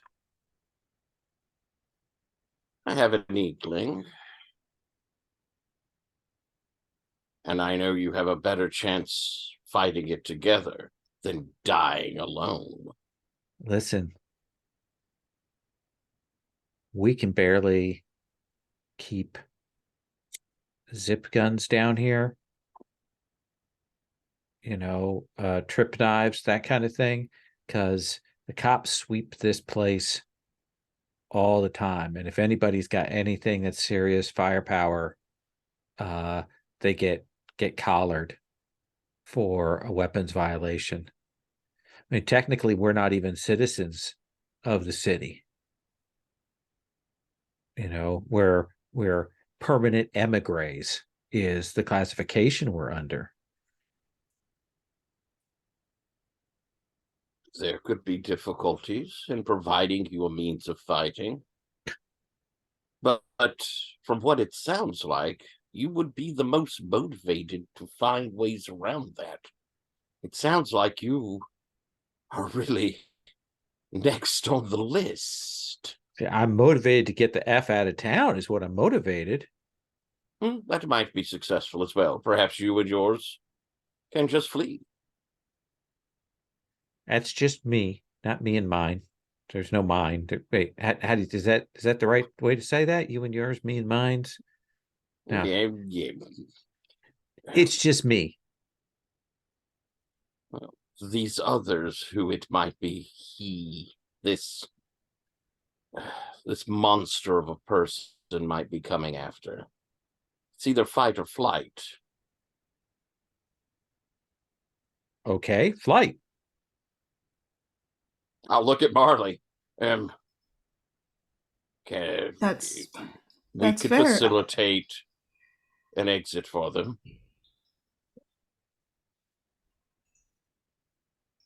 Will he find them elsewhere? Is there anywhere he can't track them? She stops. She goes, "You saying them? You mean me, right?" Amongst others. You and the next people that he would target. We've got well over 1,500 people here in Little Okefenokee. I can't tell you how many have the gift. Yeah. I was hoping you might have. You found someone else that you were helping find who had the gift. I've spotted some people and I gave him some names. Yeah. Well, this would be you helping them by finding some names. You're telling me that there's a mad killer with weird powers, and now you would like me to stick around and try and find more people while there's a target painted on me from this mad killer with weird powers, right? Perhaps I misunderstood. Did you not tell Marley that there was this mad killer, and that is how we became involved? Yeah, but I didn't think he was coming for me. Well, now it's become a bit more personal, hasn't it? Right, exactly, which is why I would like to get out of town. Then perhaps you should be helping me, as I am going to provide you that means when I have a busload full. All right.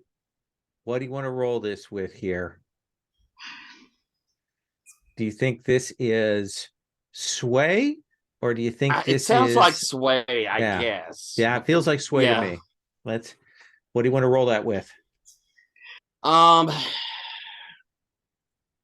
don't want to keep using my power. Oh, I did use it last time. I have some space.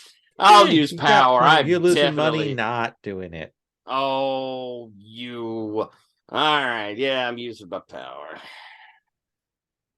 Here we go. That's an 8. That is an 8.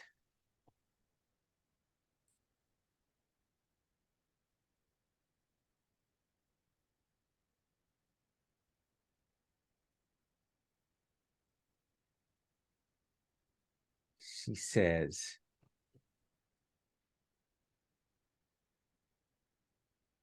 I want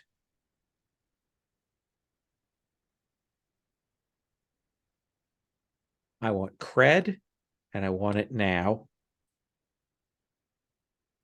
And then I'll think about helping you. I want 6 cred. So do I. No deal.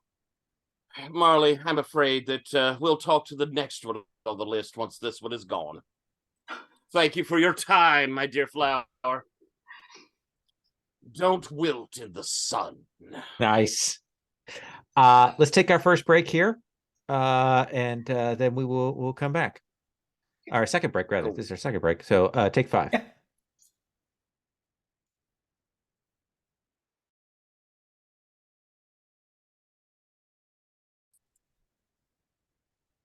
So, Heller, let's come back to you after Riddle has left, either in the immediate aftermath or somewhere down the road. What are you doing?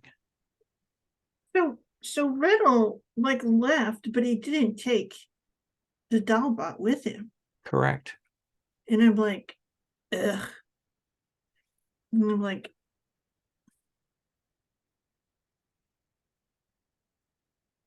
here's what I know. And I'll sort of turn to revision and I will tell them everything that we've seen. And I will give them like the schematics of that interface that this is, and essentially these things can use personalities that are stored up in the veil, which means Yes. it could use your stuff. There are 2 issues with that currently. Oh, One, I cannot self-modify. I know. 2, your friend has locked this Dollbot down quite effectively. We hide him under this desk here. Yes. Okay. I'm gonna see if I can get you one of the suits like Riddle has. Yeah. So you don't have to look like one of those. Okay. I'll work on him. And then what do you do? I will like have the Dollbot like sit behind the desk so no one can see it and like put a cover over it. Okay. And I go, okay, I'm gonna go track Riddle down, okay? All right. He's not as clever as he thinks. I'll be back. So let's check where Riddle is at, and then maybe we can link you 2 up. Riddle, where do you go after that particularly emotionally fraught moment?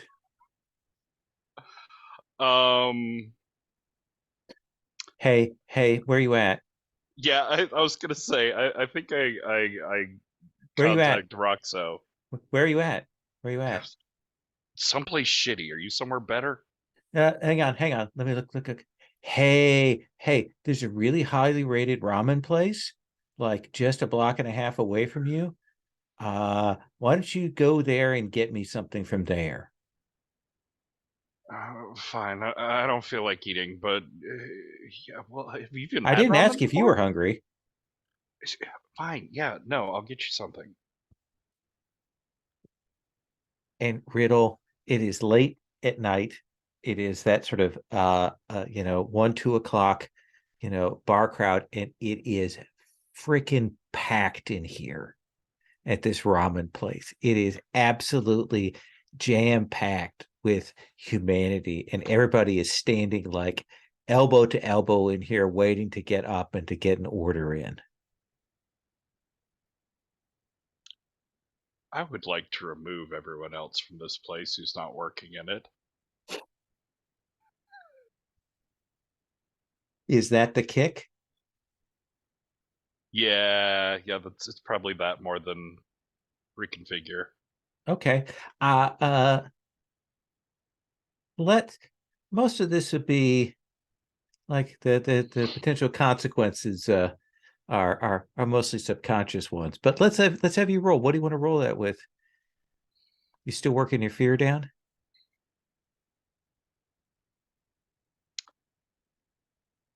No, because I think part of this scene is I see him as like dumping his emotions on Roxo in like obtusely bigoted way, complaining about this self-centered AI that has his friend's interests not at all at heart. So I think this is going to be an explosion of mad. Okay. I'm going to fully alleviate.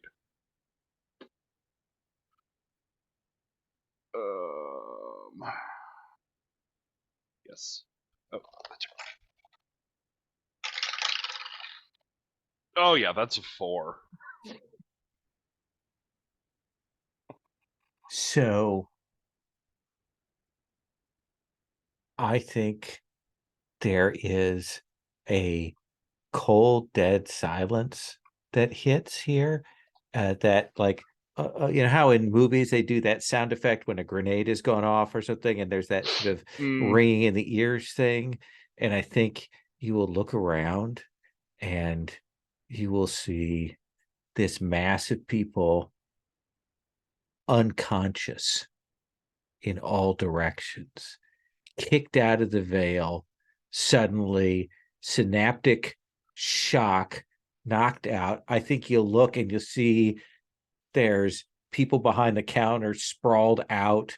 There's spilt ramen, there's soup, there's just everybody is just out. And I think you kind of turn around and you see Heller kind of standing out in the street looking at you, standing in like this pile of bodies.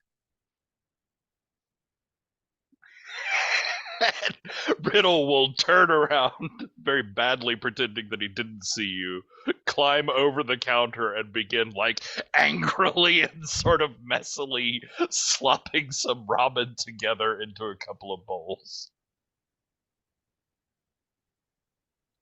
What the? It's sort of, and he comes in and he goes to open the door and it like has one of those bells at the door, you know, when you open it, like the little chiming bells, but you never hear it when you're in the veil. You're only hearing it because the veils come down for everything. And it's like, reach open, you hear this thing going, like this is these trying to force the door open and having to push people out of the way. People are starting to come to as Riddle finishes getting He's these like, bowls Riddle, made up. you have to get the hell out of here. What? No, I'm meeting someone here.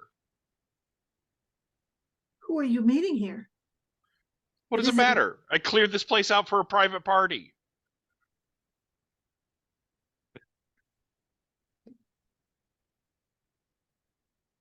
And Heller looks around.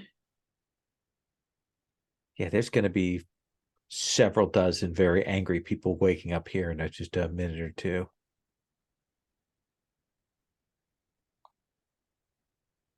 I think you take this moment, kind of do a sort of calculation, and then I am going to leap over the counter and I'm going to grab Riddle by the collar and I'm going to drag him out of the back of the shop.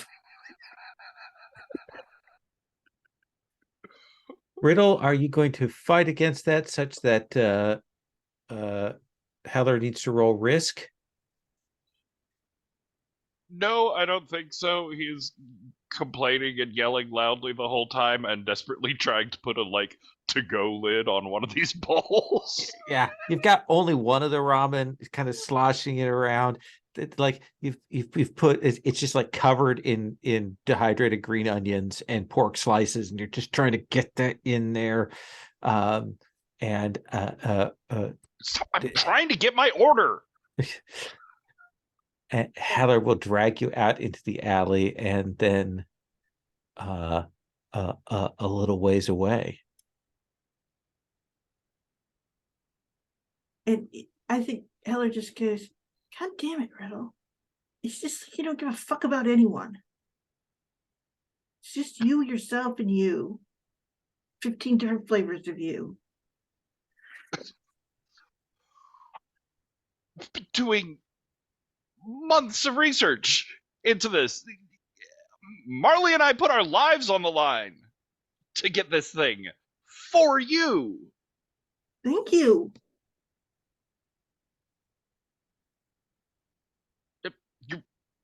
Well, that is not the... You're welcome, I guess, or whatever, even though you're just, like, throwing it out in the trash.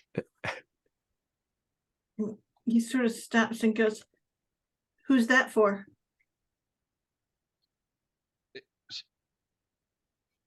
Look, I Who's wanted that someone for? It's for Roxo. I wanted someone to talk You to. mean Roxo? Your made up, subconscious, little bit of tweaky self that's up in the veil that has a chat with you and comes and screws with your life? He's not fucking made up. He's something different. Right. So he's significant to you, right? I guess we're sort of like family or whatever. Yeah. Well, think about it like that for yourself. Maybe it just so happens that revision's like that for me. But that's not what revision is. Roxo, whatever they are now, they were a part of me. They were something that I It's put gonna out get there into cold. the world. And he'll take it from you, and he's like, God damn, don't you know how to put a lid on?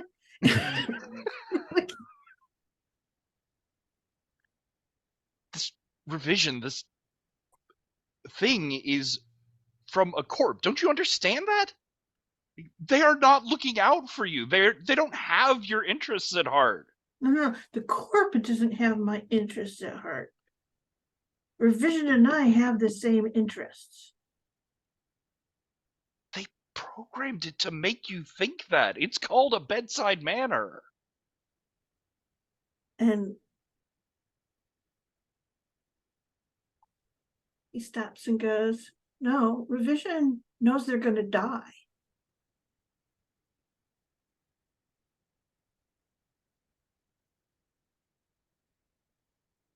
It's. I mean, how many of them were there out there? How many more of them are there? How many being made pieces for of every... subconscious are there out on the veil? Do you want me to just go race Roxo for you? Tell you it's holding you back?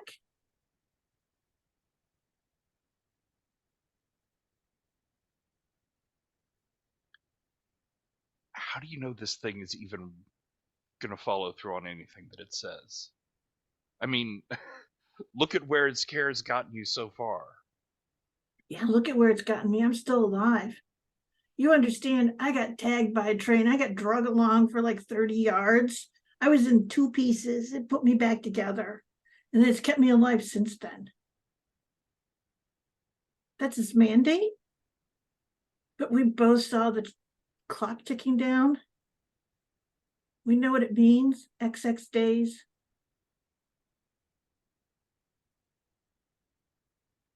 Then how about this? Why is it only crisis and pain and things blowing up that gets you to tell us the fucking truth? Because I don't want to be a downer every single fucking second of my life. How's that for an answer? You were just gonna drop dead one day in the middle of a conversation? Have us find out you were sick off of that?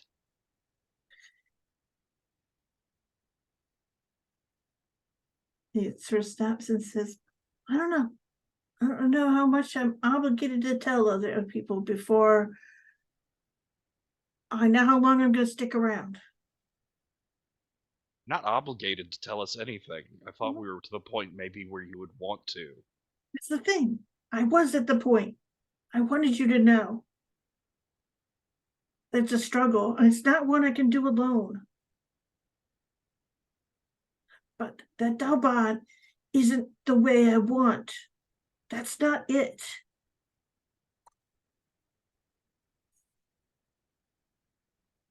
And what does freeing revision get you? The one person that knows everything about my systems and how I'm breaking down. They understand what's going on. They're the ones that help me keep myself going.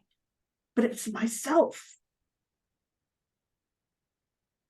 And once you free them from any of their behavioral restraints, once you put them out there, what's to say they'll keep trying? What's to say they won't? Corp's their enemy too. You're giving them a pretty foolproof way to get away from the corp. Yeah, that's the whole Blind idea. them a whole new life. No I know, traits. pretty awesome, isn't it? Yeah, but there's also no obligations left. I don't have any obligations on you, Riddle. I don't have any obligations on my sister. I haven't tried to make people dependent on me. All I can do is help folks out. Hope that when the time comes around and I need a little something, that'd be great. That's kind of what social is. It doesn't always work out. Sometimes you get kicked in the teeth. Right now, I'm surrounded by all the people who've never kicked me in the teeth, okay? You can't just keep turning down every opportunity that comes along just because it's not perfect, because it's not what you thought it was.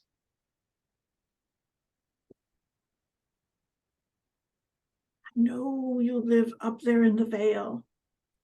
It's not where I live at all. I'm here. I can feel the rain. I can feel the grease on my hands from that stupid soup.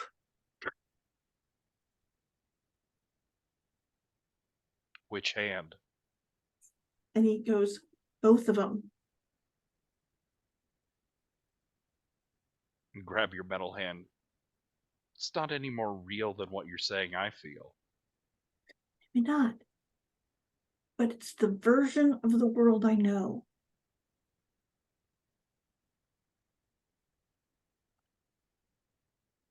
It's not the version of the world you were born with. It's the opportunity that came along and you seized it because it was there. So stop fucking turning down opportunities!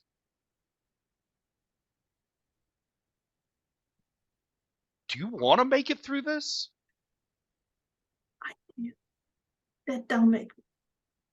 Because it just makes me nauseous, Riddle. Just like I want to throw up.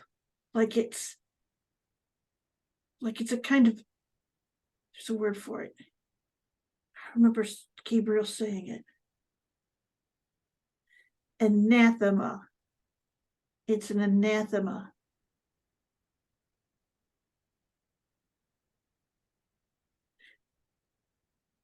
But its function's a miracle. Its capabilities, fabulous. Let me give it to someone who can help me through this.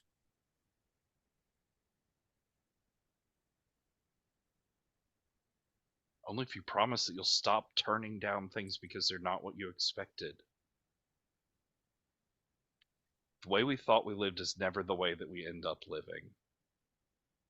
It's true, but we should get a say.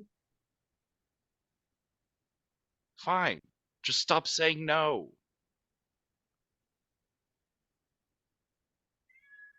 Other people can help you. Your life can come from sources that you didn't kludge together out of scrap in the alleyways. I get it.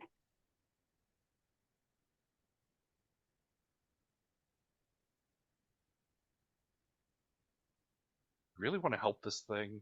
Mm-hmm. You really think it's not just going to screw you over the first chance it gets? I don't think so. But if it does, it'll be just like Roxo, won't it?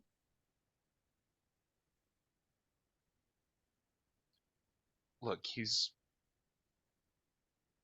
not perfect, but he's learning. Right. We're new to this. Exactly. You two have had some times together, right? Same with me and Rivers.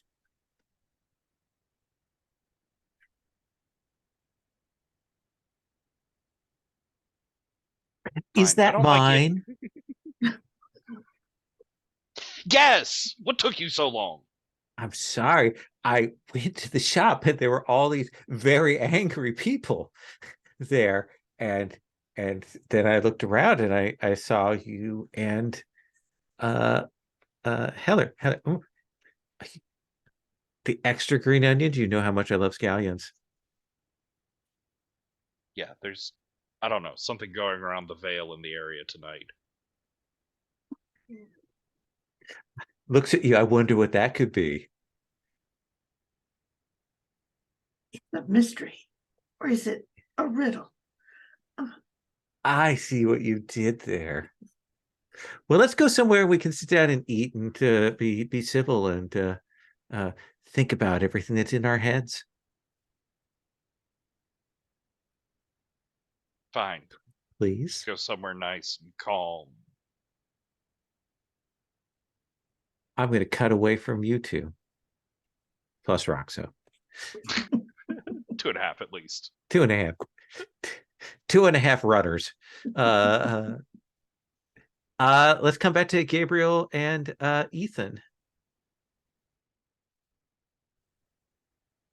Marley, okay, we're turning about.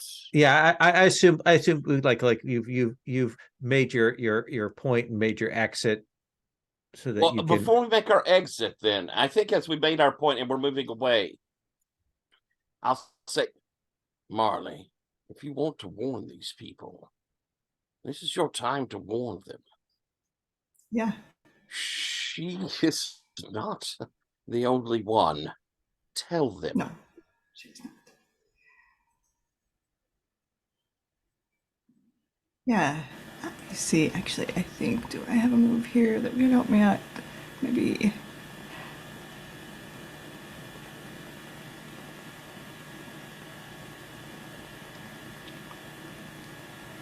You do have a move for this, or at least a complementary move called Uplift. Yeah, that's a complimentary move. Yeah, so I think here's a Dropbox number. Anyone who wants to get in touch with us, they could leave a message there. We can help them. All right.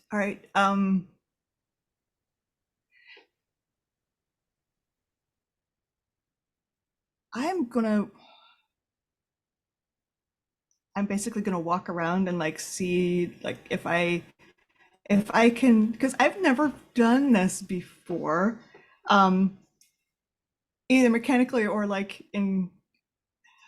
but I'm gonna walk around and see if I can like tell if anyone else has this gift. That seems fair. Let's have you roll. Let me see here if we have something. Doesn't really fit any of the moves I have, I don't think. Yeah. Let's do that then. Let's look at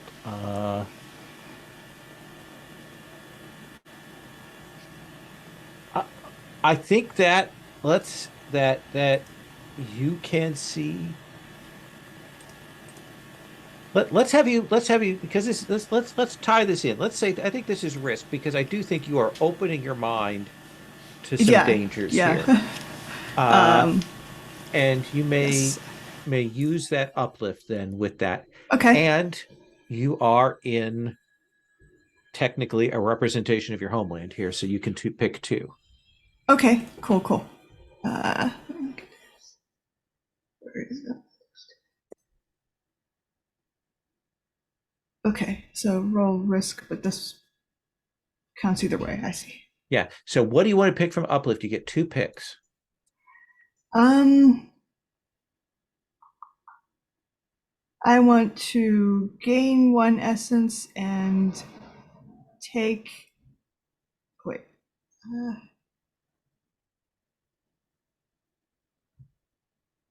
What states are associated with that advantage?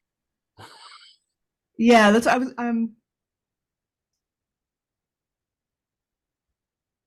Huh.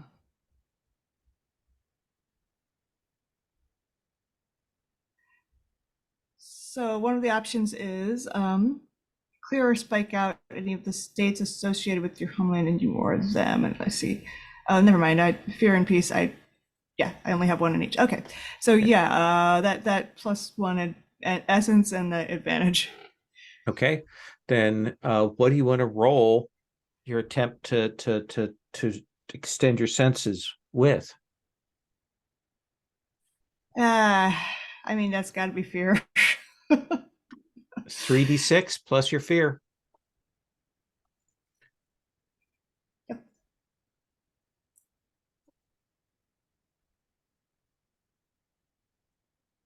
Mm. 7. Oh, your fear is a 3 or 2? No, wait. Oh, it's a 6. 3d6 plus 1. Yeah. Yes. So So 6. So 6 plus 7. Yeah. So I think that you will be able to move through here and spot people. What is the sign for you, the signal that tells you that people have a little gift or more of a gift? I think it's that they notice me. Since I've kind of like opened my brain. I know this is the wrong game, but Yeah. I think it's that they like the people that I like turn and look at me like out of nowhere, like they shouldn't notice me. I look normal here. But suddenly like they're just staring at me, and I'm realizing like, oh, okay, there's some kind of like I don't feel them at all, but they feel me. Absolutely.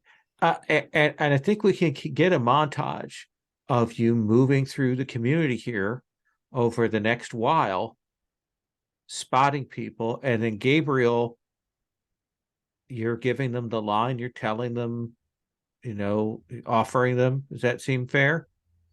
If you're willing to fight or if you need to flee, just get in touch.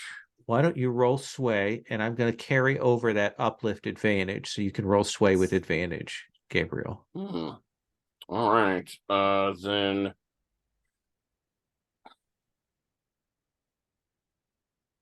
I'm going to roll with something I never roll with, but which seems appropriate for this. Okay. Peace. Okay.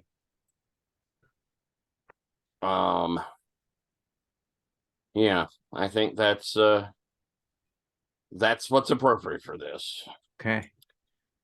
Rolling 3D though for once. Here we go. Come on, roll well.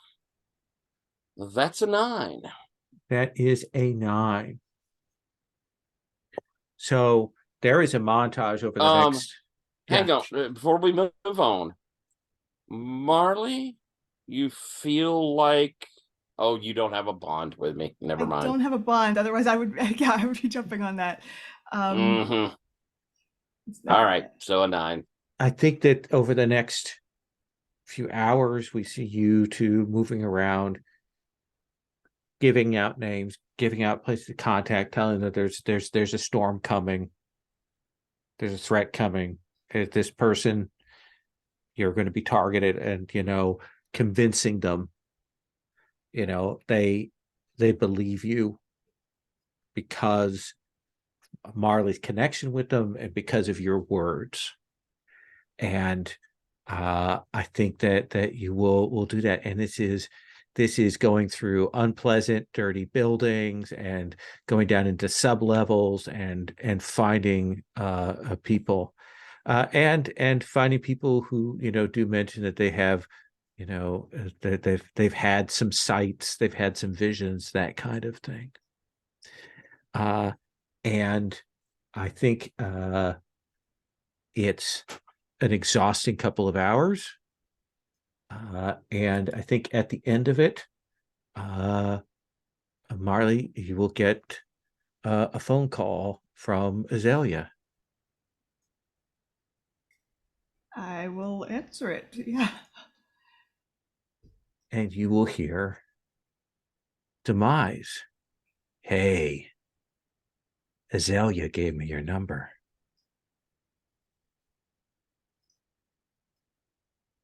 It's funny. When I eat people, I get their recent memories. Be seeing you and your slick friend soon.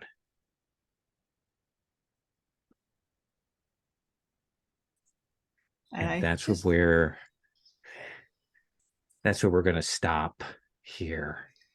Cool. Yes. What happens to that? Like what does Gabriel see on you of your reaction to that call? I think I do something to the phone. Like I think the phone decays. Just like as a reaction, I'm not even thinking about it. Like I want rid of this voice in my head, and the phone just like rusts and falls apart. And that's the cost and complication for the two mid-range results. So that's what I'm kind of rolling those two things into, which is why I gave you full success on both of those. That's where we're going to stop. If that seems cool, I think we've got some interesting scenes, some direct action potentially for next time. You can imagine, of course, who would it be that would be out recruiting these psychics from the Okefenokee? Maybe the people that helped create them? Interesting. All on the table. Let's draw all the threads together. We have a few sessions left. Let's do end of session. Tyler, let's look at your 3 XP triggers here. Yep. I dealt with Claudio. Oh yeah. So definitely that. I don't think you made any progress on your drive yet. Nah. Oh, no. Okay. No, but I definitely think you were. I mean, you angling with that whole bringing in that engineer, doing your job. I think that's worth 2 points. Does that seem fair? Okay. Cool. Yeah, like a total. The entanglement and question, I think, are both worth a trick there. Cool. Thank you. Riddle. I don't know if I quite got into my entanglement fully there. But I do feel like a lot of the argument with Heller centered around that drive in the immersion suit. Oh yeah, and like driving question, yeah. Yeah, I feel like my question spent the entire session just like punching my character in the kidneys. Absolutely. Because that Dollbot is very much a next gen immersion suit. Oh, that's true too. Yeah, very much. So 2 points there. Marley.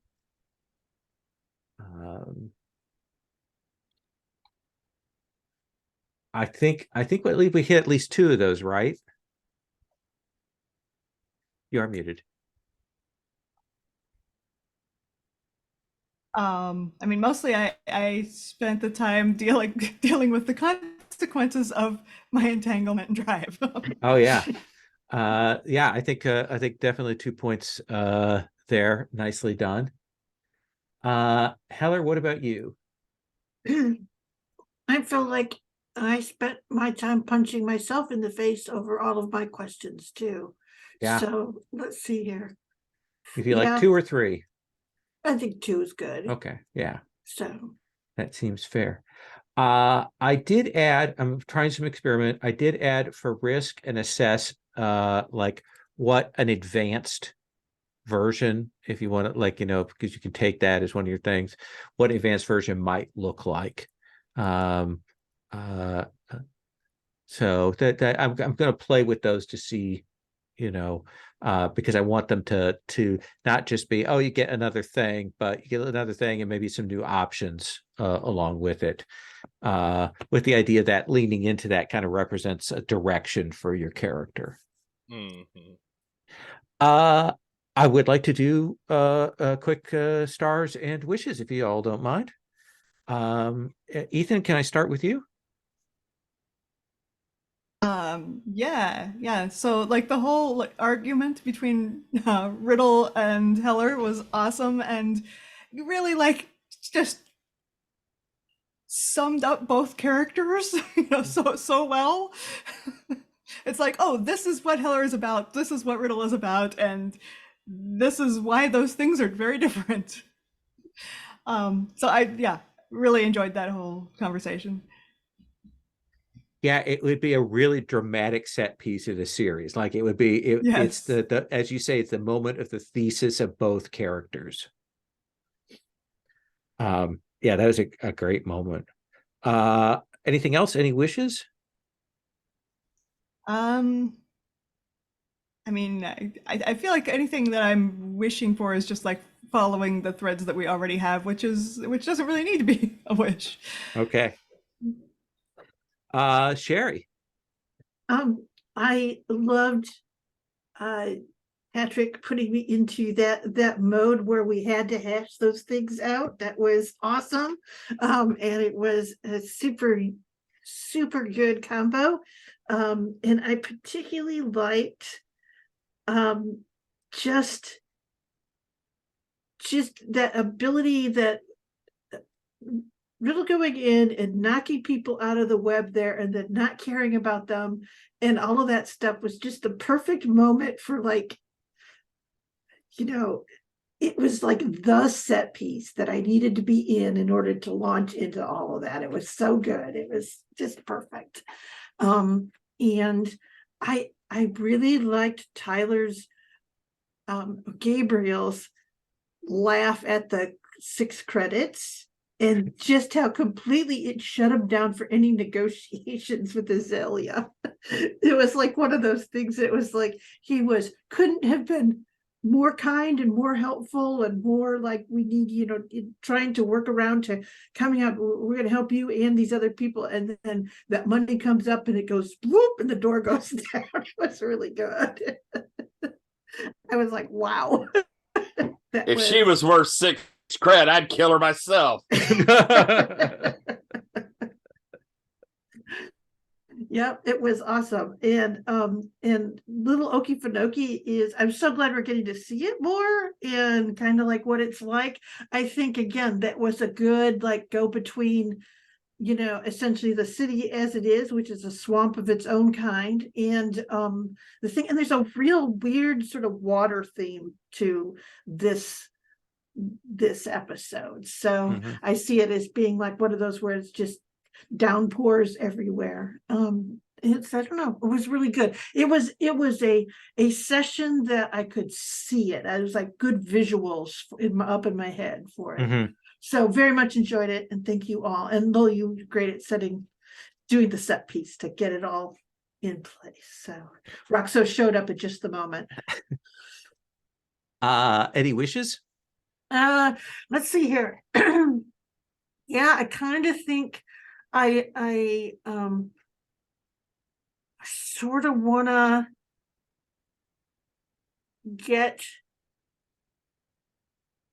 convince Riddle to go to a little Okefenokee and get ourselves into big trouble with this guy. Does that make any sense, to help out Marley? Okay. So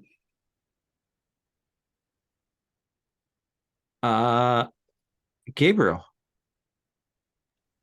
Huge stars all around. It was really, I felt like a great session.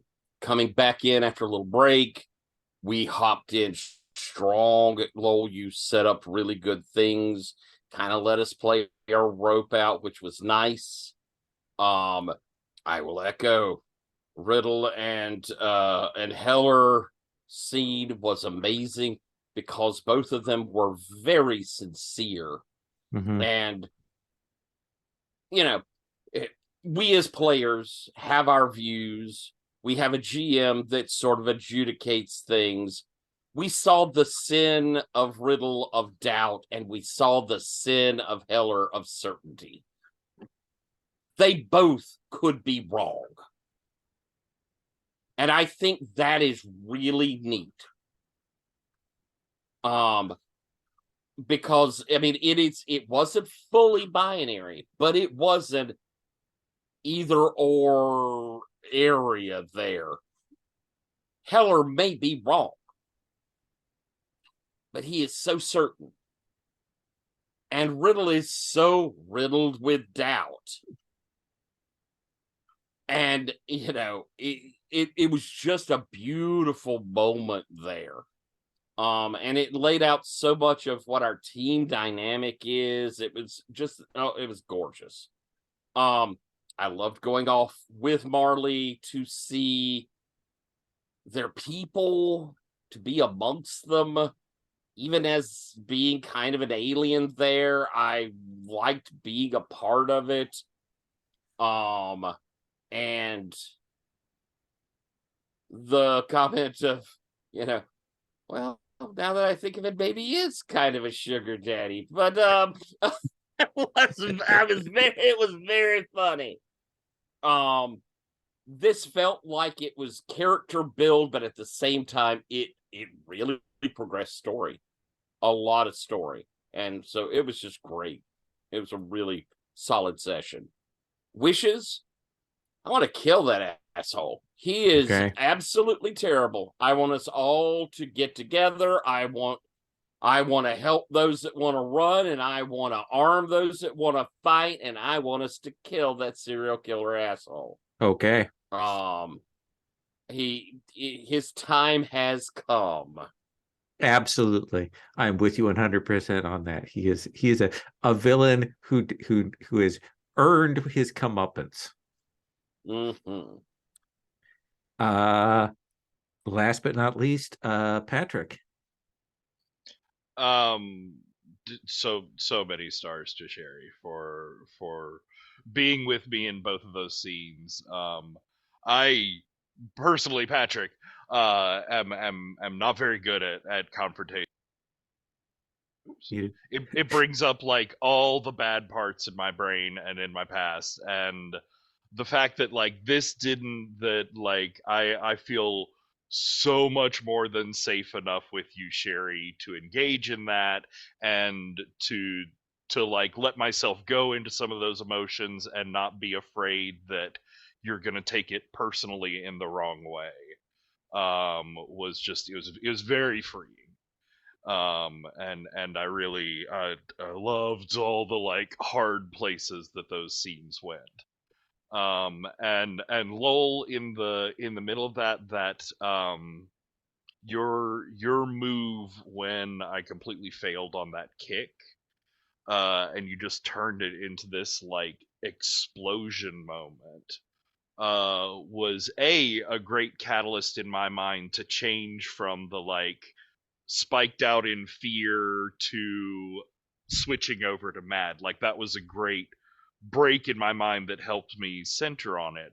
But it was also like I don't usually think of the alleviate that way in a big storyline moment. Mm-hmm. But it really did differentiate the like incremental alleviate where you're taking down the spiked out stat to pouring it all into another emotion and having that totally change the tenor of the scene and be a big moment. That was a cool sort of mechanical revelation where I was like, oh, I never thought to use that way. That's very neat. Yeah, it was a great pick on your part. I thought it was a really smart player choice. And then